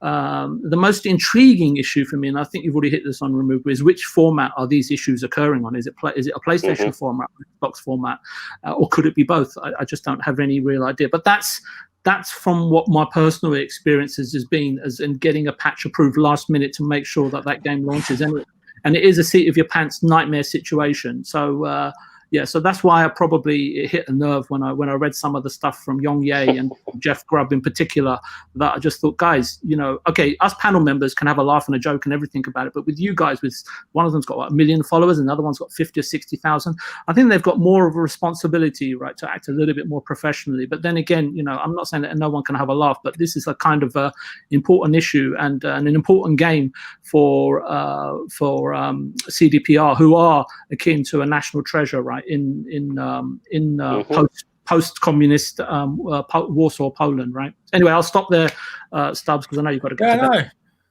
But very good, very good. Points. It's a very hard one to know what's going on there. What's your take on it from the speculation? I know you're blaming Stadia, but have you got any reviews? No, I don't know anything. Stadia, I'm sure it has nothing to do with it. That's just a joke. But however, it's 3 weeks as of we know right now. Whether it comes out on the 10th of December, whether it comes out early next year, February or whatever, I don't care. I just want the game to be good. We're all going to enjoy it. I think CD Projekt Red may be in more control of when they ship the game, as opposed to like somebody that has a a separate publisher over them that has strict deadlines. I think they're really have a lot of pride in what they do, and they aren't going to release money. Yeah, they're not going to release something that they don't feel is going to be adequate to their standards. And if they did discover something, then they felt like it needs to be 3 more weeks, then that's 3 more weeks, and we'll get a better game for it. So it's really a non-issue for me. And if it's another 3 weeks and then another 3 weeks, I don't care. This is not like the same situation like we have at 343, right? There's not any red flags to be worried about the game or anything like that. It's more just, hey, maybe they discovered something they need to fix before launch, and that's pretty much it. Oh, most definitely. Crispy Bomb, you got any views on this? Are you there, Crispy? Crispy? He's gone for a pint. He's playing Gears at the minute. He's on the last wave of a horde, so he can't talk. He's killing. He's probably just figuring out which one's the best one. Well, his favourite subjects can be on in a minute, so. You know what it is? He's probably got killed and he's absolutely having a tantrum. He's turned his mic off and he's probably thrown his controller against the wall, screaming at his team members. Yeah, I did. Indie Gamer said, "Is that a bee? I hear like a weird bee sound." Yeah, is that probably is that you removable? Right, I'll turn off. Let me see if that goes. I don't know if Crispy maybe turned into a bee and he's trying to talk. Yeah, it's removable. Yeah, Is Crispy. that better? Where's he gone? He's gone. Oh, he's gone. Right. Any more thoughts, or have we just about covered the subject? I think we have. Message him on. That's a good point. Message him on Xbox Live. Yes. But no. How would you lot in the chat buy the mini fridge, the Xbox mini fridge? Because I definitely would. Will. I would buy one. I bought a mini fridge last year for my game room, and it's. Well, to be honest, if I could afford it, I'd buy the big one. Yeah. I don't know if my wife would allow me to put that in the kitchen. What I did say was that actually, I'd kind of hoped they would have put in a kind of hidden monitor so you could actually play Game Pass Ultimate on it. Imagine that. Is it just going to be able to only store Mountain Dew Code Red?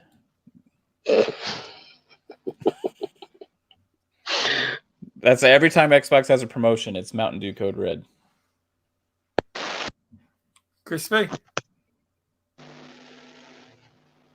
I have messaged you on Xbox Live. So what was this other topic you had in mind then? Oh, well, we can always jump back to him. Well, I'm sure once he finds out the topic, his microphone will come alive. Right. Now, this is a major upgrade. Basically, Gears 5 is getting a Series X and S upgrade. The power of the new Xbox Series X and S means Gears 5 will feel more responsive and look better than ever. Here's the breakdown of technical upgrades you should expect for the first time you fire up Gears 5 on your Xbox. PC Ultra Visual feature set. This is more true on the Series X. PC Ultra HD texture pack, Series X only. 60 frames per second, Series X only. Cinematics allowing more seamlessly blending between gameplay and cinematics. 120 frames per second in Versus. Screen space global illuminations, which gives your scenes dynamic bounce and lighting. Contact shadows allowing per pixel accurate shadowing. 4 times improvement in loading times. 50% more particles than PC Ultra. Dynamic latencies input for more responsive gaming. These updates will be available November 10th for the Series X. And there'll be a campaign update. The living legend Dave Bautista is coming to Gears 5. Dave Bautista He's a huge Gears of War fan and Marcus Phoenix fan, so we jumped at the chance to get him in the game. We worked with him and re-recorded all of Marcus's lines while the art team worked through his likeness to recreate his likeness. The end result is Dave Bautista is present throughout the campaign in both gameplay and cinematic moments. For those who want to keep the classic Gears feel, the original Marcus will still be there too. The look of the multiplayer in the campaign. Since Gears 5 launch, you've added a ton of new characters and weapon skins until now. These skins were only available in multiplayer, but not any longer. Starting November 10th, you can play as your favourite character and weapon skin in the campaign. Now, that's very interesting. So they're basically saying any character you've bought on the store earned, you can play through the campaign. That's very good, that. Yeah, and they've basically added some...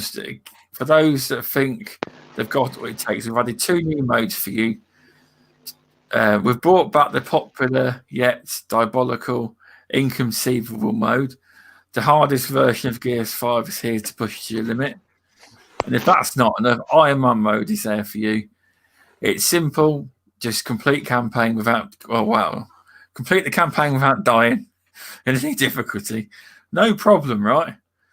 We can't wait to see people compete the dual iron and inconceivable mode.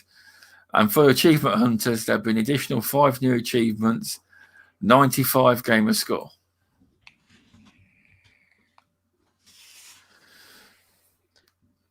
Crispy, are you returned? I don't know where he's gone. He's behind you. He fell asleep. Do you want to go first? Fun speculation. What's your thoughts on these new upgrades? Now, also another question: do you think, for all of you, because all about story DLC? I didn't mention that because that wasn't in the section, but there's story DLC coming. Do you think that will be free to obviously people that have got Game Pass and Game Pass Ultimate if they've bought it, but in the standard version they have to pay, or do you think it'd be a blanket free of charge? So I think I hope it's free. I think that they kind of separated it a little bit in the announcement, of the upgrades. And then there's the story DLC coming in December. Now but the story DLC isn't till December, right? Yeah. But it's like a 3 to 4 hour expansion. I'm thinking they're going to probably charge like $10 for it, something like that. I'm not sure, but it seems like it'd be worth it. The other thing is, I would think it might be in Game Pass, right? Oh yeah, well, you'd hope so, to be honest, because that was a big push. That Gears 5 being part of Game Pass, right? So first AAA big game to push in Game Pass. It was right. So the DLC, I would hope, would also be part of that. Now we don't know that for sure, right? But that part of Game Pass is getting the Ultimate Editions, for the first party games. So if it is free, that would be a great thing, and it also adds more value to Game Pass as well. But the story DLC is also the first time they've developed something for the Series S, Series X related to Gears, from the ground up with the next gen in mind, right? So that story DLC should even be beyond what we see with the Gears 5 optimizations, and that's kind of what they alluded to. So even though these Gears 5 optimizations are insane, I think that DLC is going to look even better. Now, I don't know if y'all follow Neo Game Spark on Twitter. No. He's a guy, and he has podcasts and stuff, and he got a Series X, right? He's one of the lucky ones to have it, and he made a little short video, 10 seconds or whatever, and he just said Gears 5 is better than anything he's seen next gen, and he's gotten to play it. Wow, so really good, that is. Yeah, it's exciting, and I'm because of that, and because of everything we've seen from these pictures that have showed up online and stuff, and it seems like this whole optimized for Series X on some of these some of these games that are cross-gen is the real deal, right? It's going to be a visually impactful thing that we're going to notice a big difference, not just with the performance, but also with the visuals, with getting those PC ultra settings on console, on these OLEDs and everything that we're going to get to see it on as well. You know, we're not used to being able to see the PC settings running on like these gorgeous TVs, right? So it's going to be a pretty awesome experience booting up Gears 5, and it may be one of the first games I launch, you know, because if you already own it, you get it on next gen, or it's just on Game Pass, you know, for anybody that subscribes to that. So, you know, you're not gonna have to go and spend $70 or $60 to play this game, right? It's going to be a showcase thing to really see graphics that are next gen style, and I think it's kind of an awesome experience. And then also for the multiplayer, you got 120 frames per second. You know, so that's going to be another thing that's going to showcase a next gen feature. And then also on top of that, you have Dave Bautista making his face appear in Gears, which is going to be awesome for everybody that's a Gears fan. Knows how much of a Gears fan he is. He's been begging to play Marcus Phoenix in a Gears movie, and they didn't give it to him, but they gave him the next best thing that he gets to play Marcus Phoenix in a Gears game. And that's optional for people that just want the regular experience. But what a cool, fun, free thing to give to us. You know what I mean? To just kind of like, hey, fans, this is something new for you guys. We put work into this. We did the character art for it. We had him do all the voice lines, and we did all this. And guess what, guys? You don't even have to pay for it. We're putting. That's what it's called, fan service. That's right. There he is. He's here. We knew it would turn him up. Yeah, man. Hey, and you know, if you take that, okay, so we have 2 next gen games that are cross gen, technically, Gears 5 and Spider-Man, right? Remastered. Okay. Both of them have new faces, Dave Bautista and Tom Holland. I know it's not really Tom Holland, but we don't have to pay for ours. Ours is free. So that's all I got to say. Yeah, no, it's definitely. I can't wait to see it. But then again, I don't want to bring a negative on it. But saying, like, Crispy might know this. You got 120 frames per second people that got the TVs and the monitors. So a lot of people won't have that. So they got 60. So technically, it'd be an unfair advantage if they don't section them off. You know what I mean? Is that right? Do they have an unfair advantage? Well, the 120 frames per second. They're also reducing the latency anyway in multiplayer. Okay. So they came out with a statistic. It was like 36% less in the campaign, and like 50% less latency in multiplayer at 120 frames per second. So, Jesus, you're gonna have a advantage if you're playing on Series X or Series S, and like somebody that has like a crazy good PC. And then somebody's running it on a janky old machine, right? The guy that's running on the tricked out PC with all the good stuff is going to have a little bit of an advantage there. You could say that, and I understand where you're coming from, but a lot of people don't even know how to use an Elite controller. So, I mean, that's an advantage too. Yeah, dude. Like, you know, like this PC thing is a bunch of crap. Okay.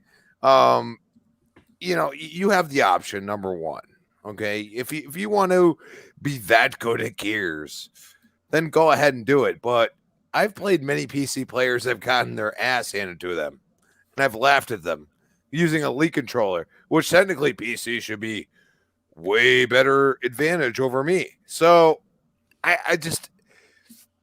It's one of those things, like, it's so objective at this point, like, because you have so many different variables involved. That we want the game to be the best it can be, and that's first and foremost. You know what I mean?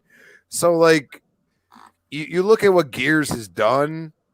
I mean, Stubbs, the first thing he said, I'm actually earning stuff. Right? Yeah, that's what's brought me back to the game, because in Gears 3, you basically used to play it. I was more of a horde player back then. I was quite scared of versus mode.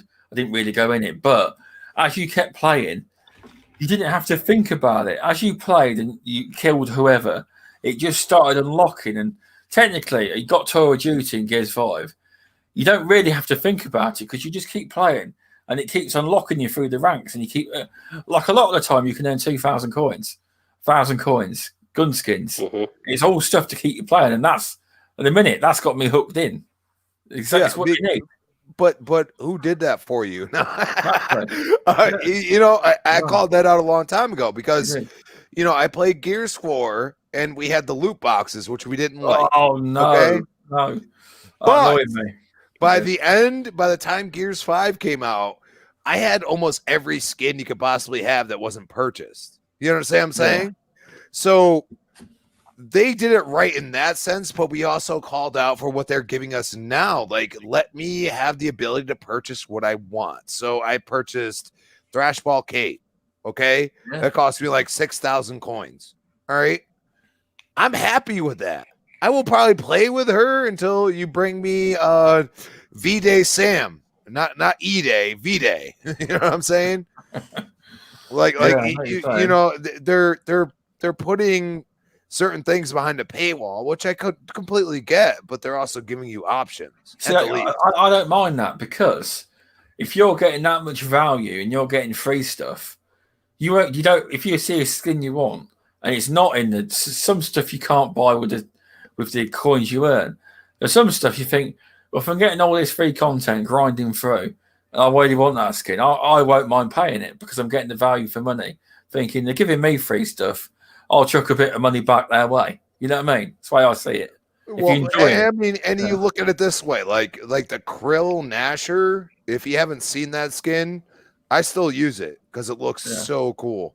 It just looks like snow and just like little animals inside of it. You know what I'm saying? Like it looks incredible, and it's blue when you're playing as a cog.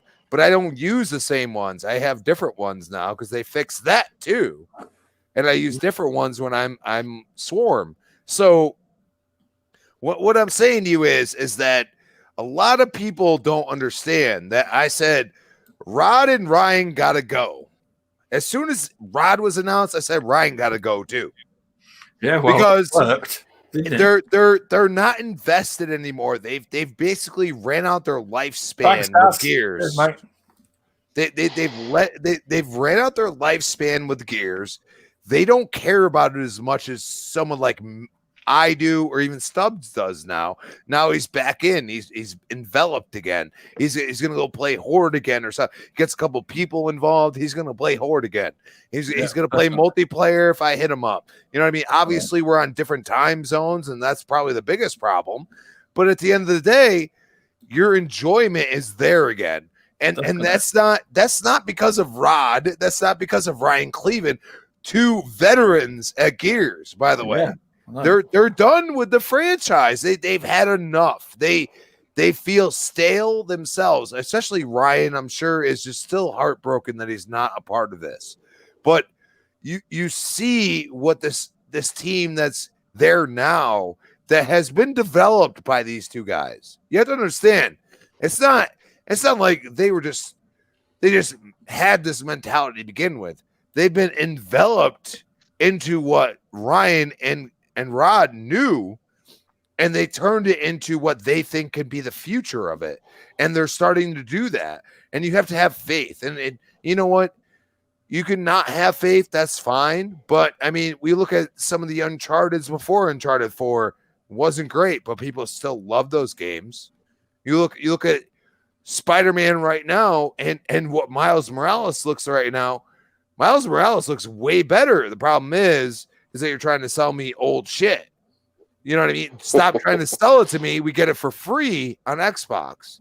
You know, those old games that you tout on PlayStation, we're getting them for free. Or if you have a Game Pass subscription, you're getting it for $0 down, $15 a month.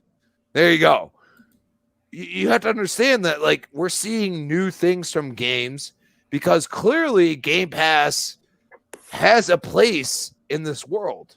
And I've been a Netflix subscriber. There's a reason why Redbox stopped selling games, by the way. Physical is dying. I'm sorry. Like, people don't realize it. It's dying. And then you got Xbox over here, like, you can play on your fucking phone. Just subscribe to Game Pass. There you go. Have fun on the phone. Hey, PlayStation gamers, you want to play Skyrim? Play it on your phone. There you go. Fallout 5. You want to play that? Play it on your phone. They're down for that. You're subscribed to Game Pass. That's all I care about. And you know what? Or your PC, or your tablet. Oh, you hate that? That's fine. If you're like a physical, like, I need something in my hand. Well, guess what? Half the boxes I've ever bought in the past 2 years, they just have a code. Think about that. Yeah, because haven't Xbox created something where some of the stores you go in and they actually sell the digital version, but it's basically they've created a little box and you get the box and you get the code. There's no disc. The Outer Worlds on the Switch is like that. Yeah, they made it. Xbox did that. Yet you get a little box to go with it. I know it don't mean no, but well, it's for the collectors. I mean, exactly. let's be honest. Like, dude, like, you know, I did the interview with Tommy Tallarico, and they're talking about the Miko, and all I said is like, give me a Funko Pop character that has the code, and it's RFID that plugs in, and that would be great. You know what I'm saying? Like that's the whole point. Like, so I can display that. I do it once, it's done. It's in the system. I don't Actually, care. that would be a very good transition from physical to digital. If you still had some sort of physical element that you could show off. And I mean, I'm full on physical. Imagine digital, like you could buy physical and you could say, okay, I'm gonna buy physical, and even though like it's contributing to GameStop or Walmart or whatever, but it's literally a Marcus Phoenix statue, like a full on like, you know, like 3D rendering of Marcus Phoenix, and you put that on top of your console and it just fucking works. That would be pretty cool because you get that or physical even just a statue element with a code in it, and that's it. You know, that something like cool. that. Yeah. That would be fine too. You know what I'm saying? Like, because then you can have imagine that you can have instead of cassettes or cards, you have little statues. We're getting past these physical discs. Like, yes, Blu-ray. If you can have a Blu-ray disc, you can't even break that shit in half. It's like almost impossible. Okay. But at the same time, it's still just a freaking disc. You know what I mean? And once you put it in, if you don't realize that once it reads that you have the disc, it's downloading it off the internet. A lot of people don't understand that. So why not have something that's like a memento or a collectible or something that does the same shit for you? It's just through, you know, acknowledging that you have, you know, the physical thing there, and that's cool. Like, I think that's cool, and we got to be realizing that, you know, people play on their phones, most of them. Like, my girlfriend would go to her phone more than anything. Like, unless I'm playing MK11 or Crash Bandicoot, she's playing on her phone. She don't give a shit. She watched me play Gears for like 20 seconds, and then she's on her phone. So we're not all hardcore gamers. There's a lot of people that play games on their phone, on whatever the frick device they want to, and they have no loyalty to anything. They don't give a shit. And that's where Xbox is going right now. They're doing things that are totally different. And you have to understand that, like, what Gears is doing is totally different. They're not only thinking about us on the console, they're thinking about the people that are playing on the phone. Yeah, definitely. You know, it's it's going to be exciting to play the Series X version. I think they've made these massive visual upgrades because like it to be a Series X showpiece on how good it can look. You know. Absolutely. GEARS5 is going to be a pinnacle once again. It's just going to be like old, you know, the original Gears of War when they pushed Xbox 360 to put more RAM into the console. That's the whole point. Gears of War is a pinnacle of innovation, and it always has been, and I believe it always will be. Now that there's people there that give a shit about the franchise and understand what we want as Gears players, but at the same time are not ignoring, hey, everybody see Gears Pop is done. Guess what? That's because they're gonna hire them to do something else. What, they closed it down? Gears Pop is done next year. Yep. Wow. Not making enough money then, obviously. They're not messing around. That was Rod's ideals. That was not anybody else's. Wow. That was To be honest Rod. with you, when I was announced, I think Gears most people's Pop eyes is done. was like, really? But no, It was Warwick- cute. It was cute. I mean, let's be honest. It was cute, but I mean, when it's not sustainable, it's not sustainable. That's not the Gears community that we know. The Gears community is chainsawing motherfuckers in half, and that's what it is. Well, now we can do that for real on our phones. Yeah. Yeah. We don't need Gears Pop. We got the real shit.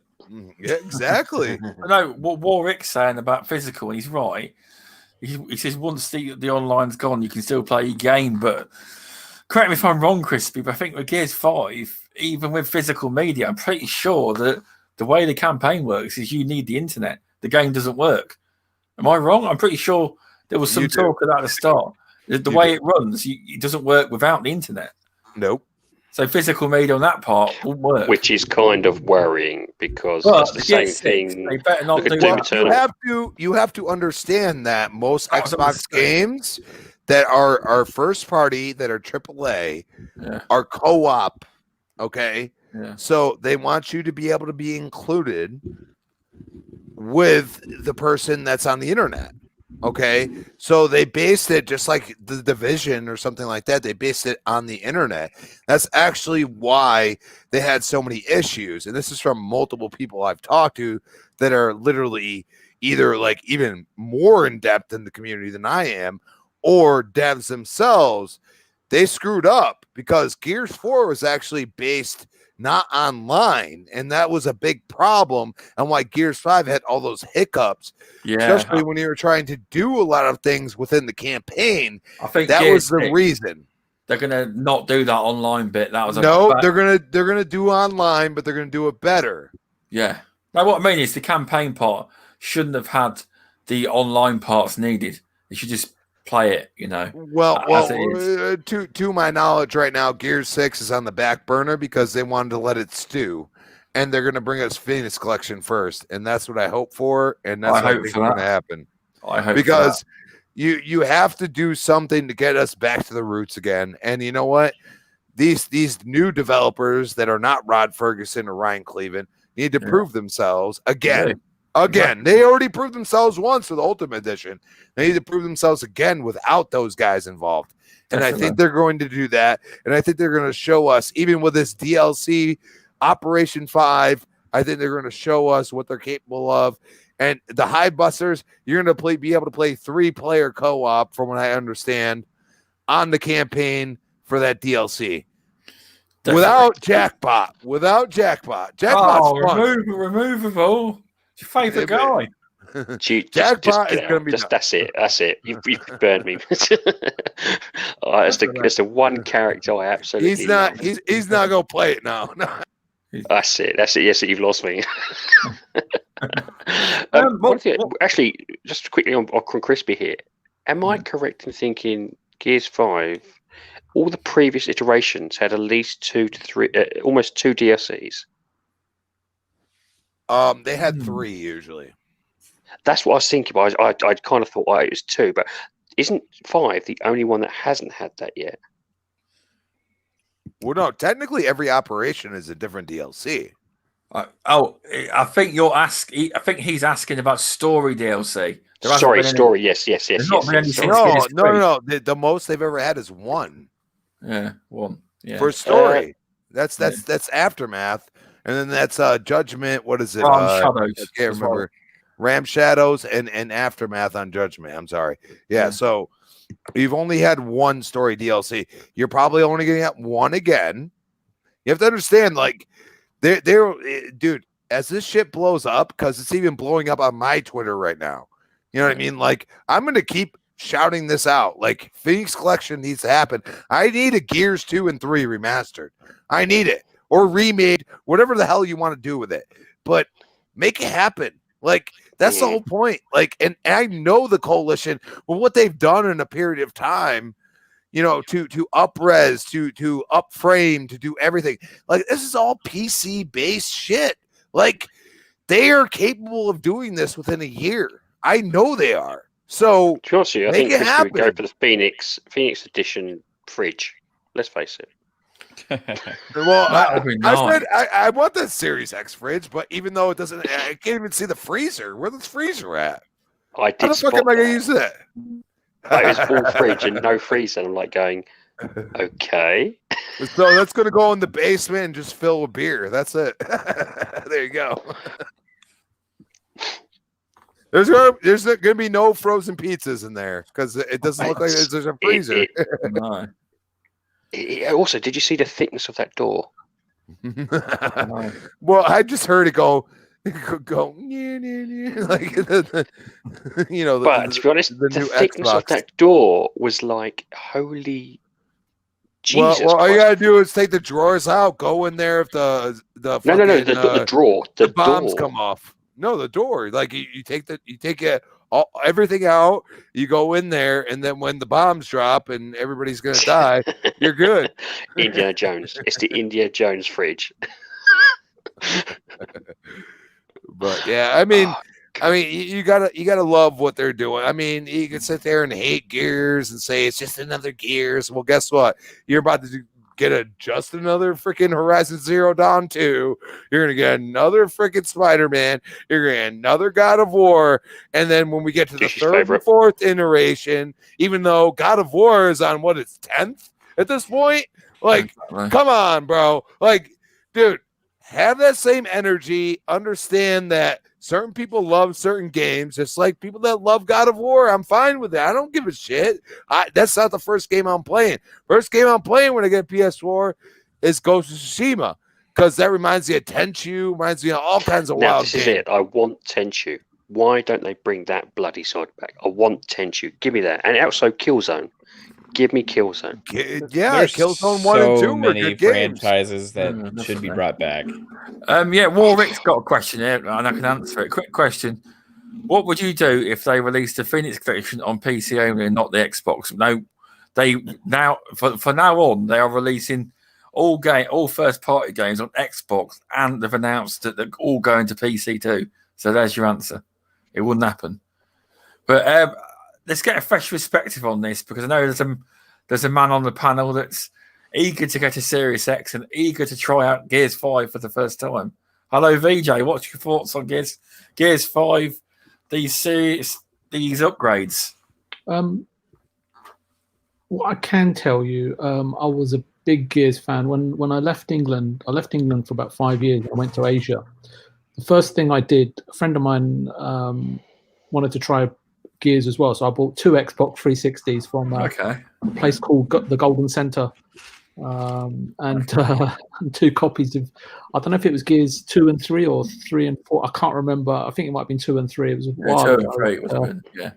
And he bought his monitor around, and after work or after going for a drink, that's all I played for months on end. And Mr. Tushi will tell you, like, there's not a day that goes by that we don't talk on the phone or we don't message each other talking about Gears.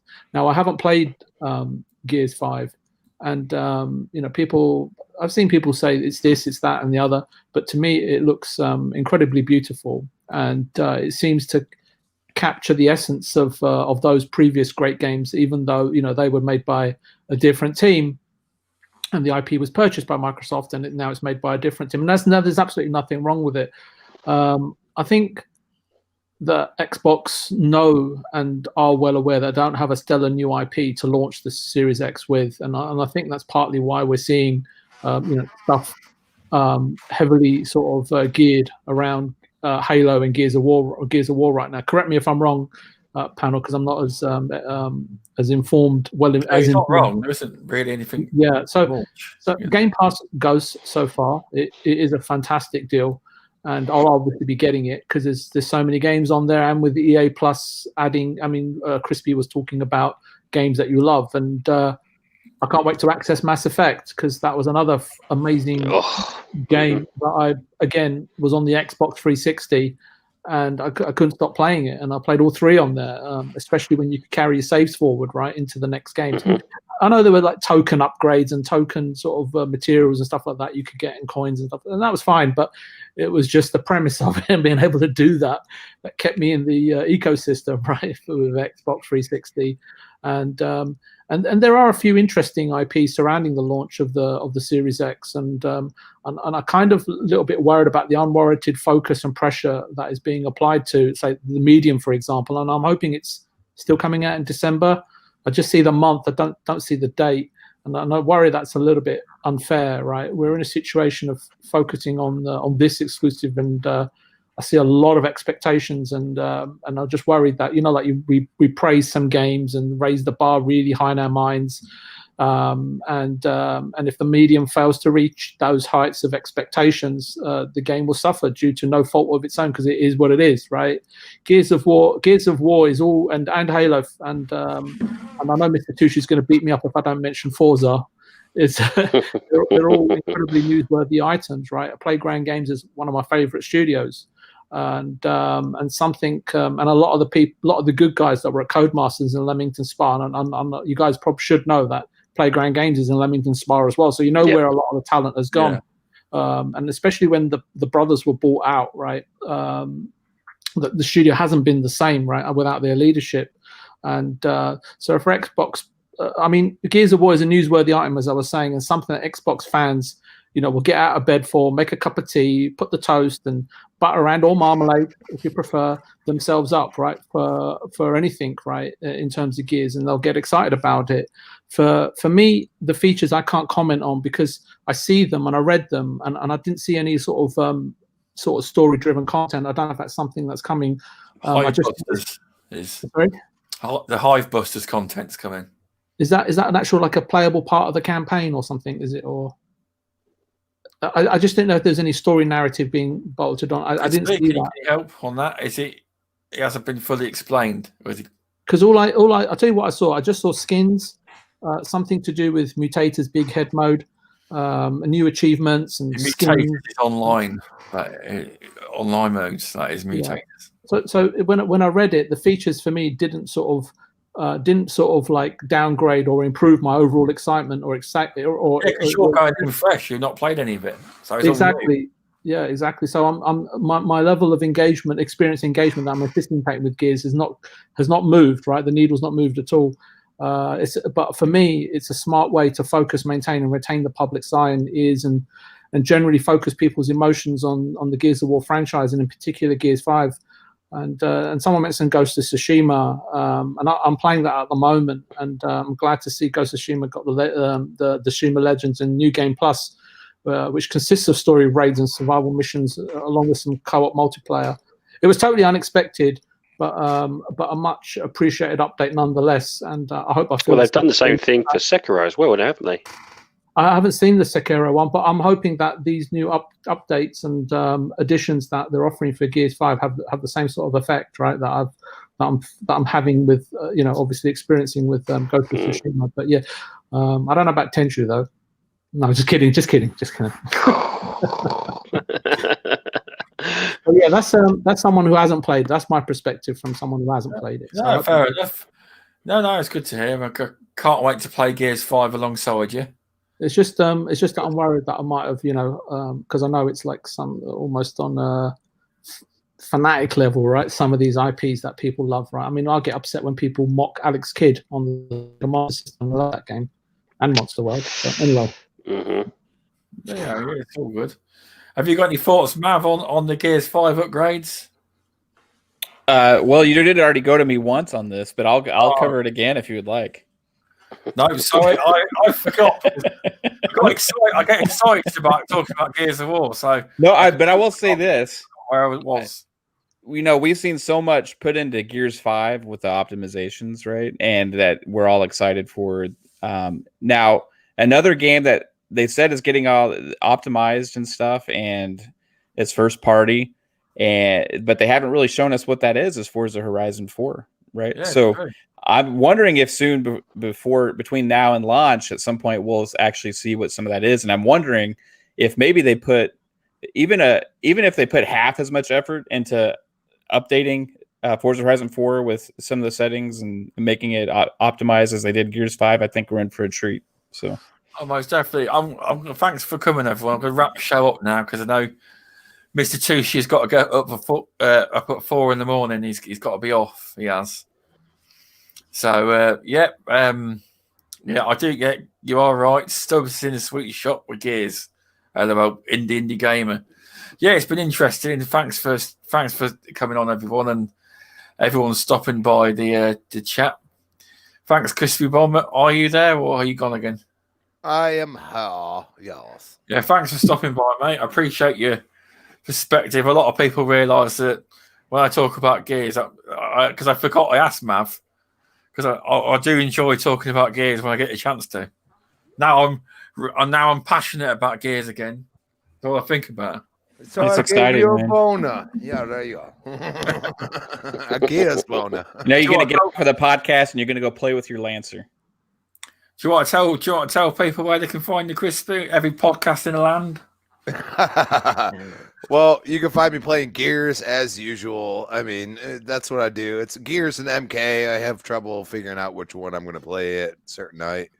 And then, at Christopher Bomb on Twitter, Christopher Bomb 28 Xbox Live. Yes, I will teach you how to play Gears. Just telling you, I'm actually pretty good at teaching people. Yes. And the next podcast is coming back tomorrow night, 7 p.m. We are going to be rolling out with a new rejuvenated bot because bot has been down and out, and we got to bring him back up. And then we got Breakfast with Boom, 10 a.m. Friday, and Retro Renegades, 7 p.m. Tuesday nights. And, we are going balls to the wall. Definitely. Tell you what, I've actually asked for Christmas or my birthday, because my birthday's in December. My sister asked me for So To Wanted. And I actually asked for a Retro Renegades t-shirt. I did. So that'd be cool. It will. What about a Crispy Truth? I've seen too many t-shirts, you see. I will get one at some point, We'll get you a retro one first. Just get the tattoo, Stubbs. I'm not. I don't do tattoos. I'm sorry. I don't do them. No. Where can we find your removable Nancy? Thanks for coming on. Again, I'm always appreciative that you even want to listen to my voice. And again, obviously, it's great to see Crispy Bomb and Mav. It's fantastic to have you on. Hopefully, we can get these guys on again. Oh, most definitely. For me, I'm generally on Twitter or minds.com and under the Removal Sanity, and I've also YouTube as well. So jump on there, you might find me there. Definitely. Thanks for coming on again. And VJ, thanks for coming on. I know what's going on over there. You've not been feeling too well due to the fumes, but I do truly appreciate you making the effort to come on. As I did say, you didn't have to, because I understand what's going on over there. It's a terrible situation. Yeah, no, absolutely. I just wanted to say to people in the chat, I know there's so many to mention, but I can see a few in the comments side. I'm sorry I couldn't reply because I'm running my laptop off of a mobile phone hotspot. Wow. So it actually sounds pretty incredible. Actually, it sounds great. The problem was, Crispy, is that normally I have a YouTube window open, and I kind of, when I'm not speaking, engage with the chat a lot. So I just wanted to apologize to the chat that I couldn't do that today, because when I opened an additional window, just everything slowed down to a crawl. So I just want to say hi to Infinite, Pong Soul, Indie Gamer.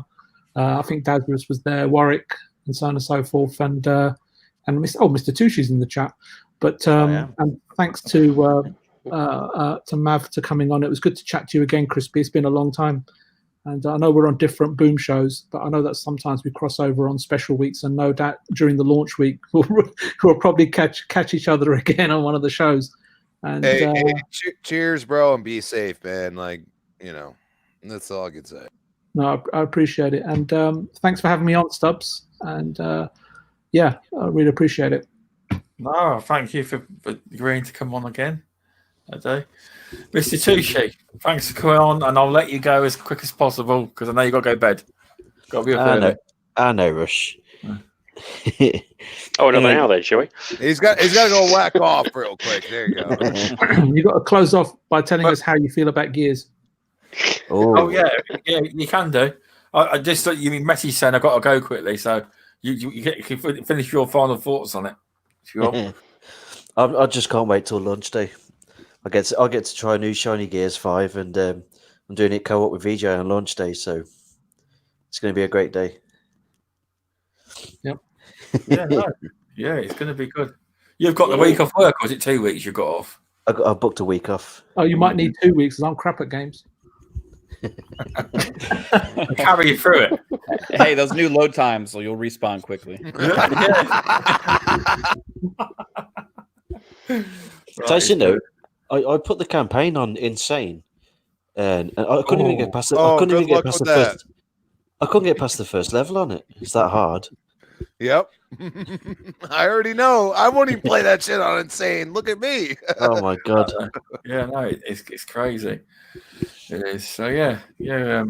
Blind fire is your friend. That's all I can say. Yeah. Definitely. Yeah. Where can people find you? And do you want to advertise your great community nights you do? Yep, you can find me on Twitter, Xbox, PlayStation, Facebook as Mr. Tushy. You can find me on my community game night every Saturday night, 9 p.m. UK time. We play various games on Game Pass and various others as well. Everybody's welcome. If you want to come along, just add me on Xbox and just jump in the chat. That's about it, really. Oh, definitely. Thanks for coming on as always, Mr. Sushi. No worries. And thank you, Fun Speculation, for coming on. It's great to finally get you on the show. I appreciate that. Can you tell people where they can find you? Yeah, thanks for having me, Stubbs. I appreciate it. And also, Mr. Tushy, community game night is awesome. I had a blast playing Rainbow Six with you guys this past weekend. We need to do that game again. Yep. So, yeah, you can find me on Twitter at Fun Speculation. Also, my YouTube channel is also Fun Speculation, where I have my podcast. It's called Xbox Ultimate. As well as I do post some videos on there, and I stream. I stream a few times a week, and I just discovered that I like doing it while I play games. I don't know why, but I've just kind of transitioned over to playing while streaming now. So if I'm playing something, I'm probably streaming it. And also, I am having a giveaway on my YouTube channel on October the 30th. That's the night before Halloween. We're going to be playing Zombie Royale on Call of Duty and some other things for Fun Speculation Fright Night. And I'm going to be giving away a copy of Cyberpunk 2077. Ooh. So if you want to know how to enter to win that, you have to do 3 things. Just go onto my Twitter and you'll see the instructions there. And good luck. Yeah, no, it's definitely dirty on them. Yeah, definitely a good competition to get involved in. Definitely, it's really good of you to do it. And yeah, it's fun. Thanks for coming on. And next week, the show should be back. I do apologise to the American base.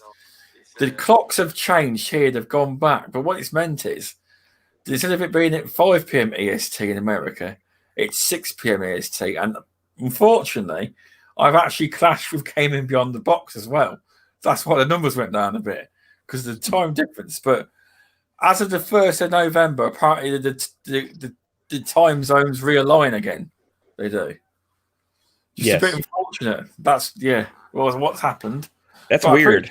Yeah. When worlds collide. There exactly. Well, I appreciate everyone for stopping by. Pong Soul, Jago Coogan, the Indie Gamer, Fun Speculation. I read the chat. I do this all the time, even for the panel. Who else we got? Warwick, William Pullen, Infinite, Mr. Tushy. Mr. Tushy, yeah, he's in chat too, yeah. VJ. UK Dazarus was here. Cerebral Paul. There's been loads. I can't. It's been so many. I truly appreciate the support for this show's getting. We really do. Me and VJ, Rue was saying, Mr. Tushy, they are very important members of the podcast. They are. I see them as co-hosts, and when I was in hospital, all doped up and that, Mr. Two took the reins on his channel. He's done a good job. He's never done it before. It was a nightmare. Yeah, but he's done it as a favour. I tried to watch that episode. I just couldn't. You know, it was just. I'm just kidding. You did fine, Tushy. You did fine. I was there, but I had my earphones in. I was in hospital. You had to get drunk first. That's what it is. I was in and out of sleep. I was on drugs, but I was listening. You know, but He thought he was still hosting. Yeah. Right. Thank you for coming and stopping by, everyone. And we'll be back next week. Correct time, 10 p.m. UK time, 5 p.m. EST, 2 p.m. PST. Oh, he's saying BGT is God's time. I'm getting confused already. Yeah. Stresses me out. It does all different time zones. Anyway, sometime in Wednesday. Yeah. Just be ready the whole time. There you go. Definitely. Thank you for stopping by and panel members for coming on. I really appreciate it. And there'll probably be less Gears of War talk next week, but this week was fun, definitely, with the Gears talk. Anyway, thanks.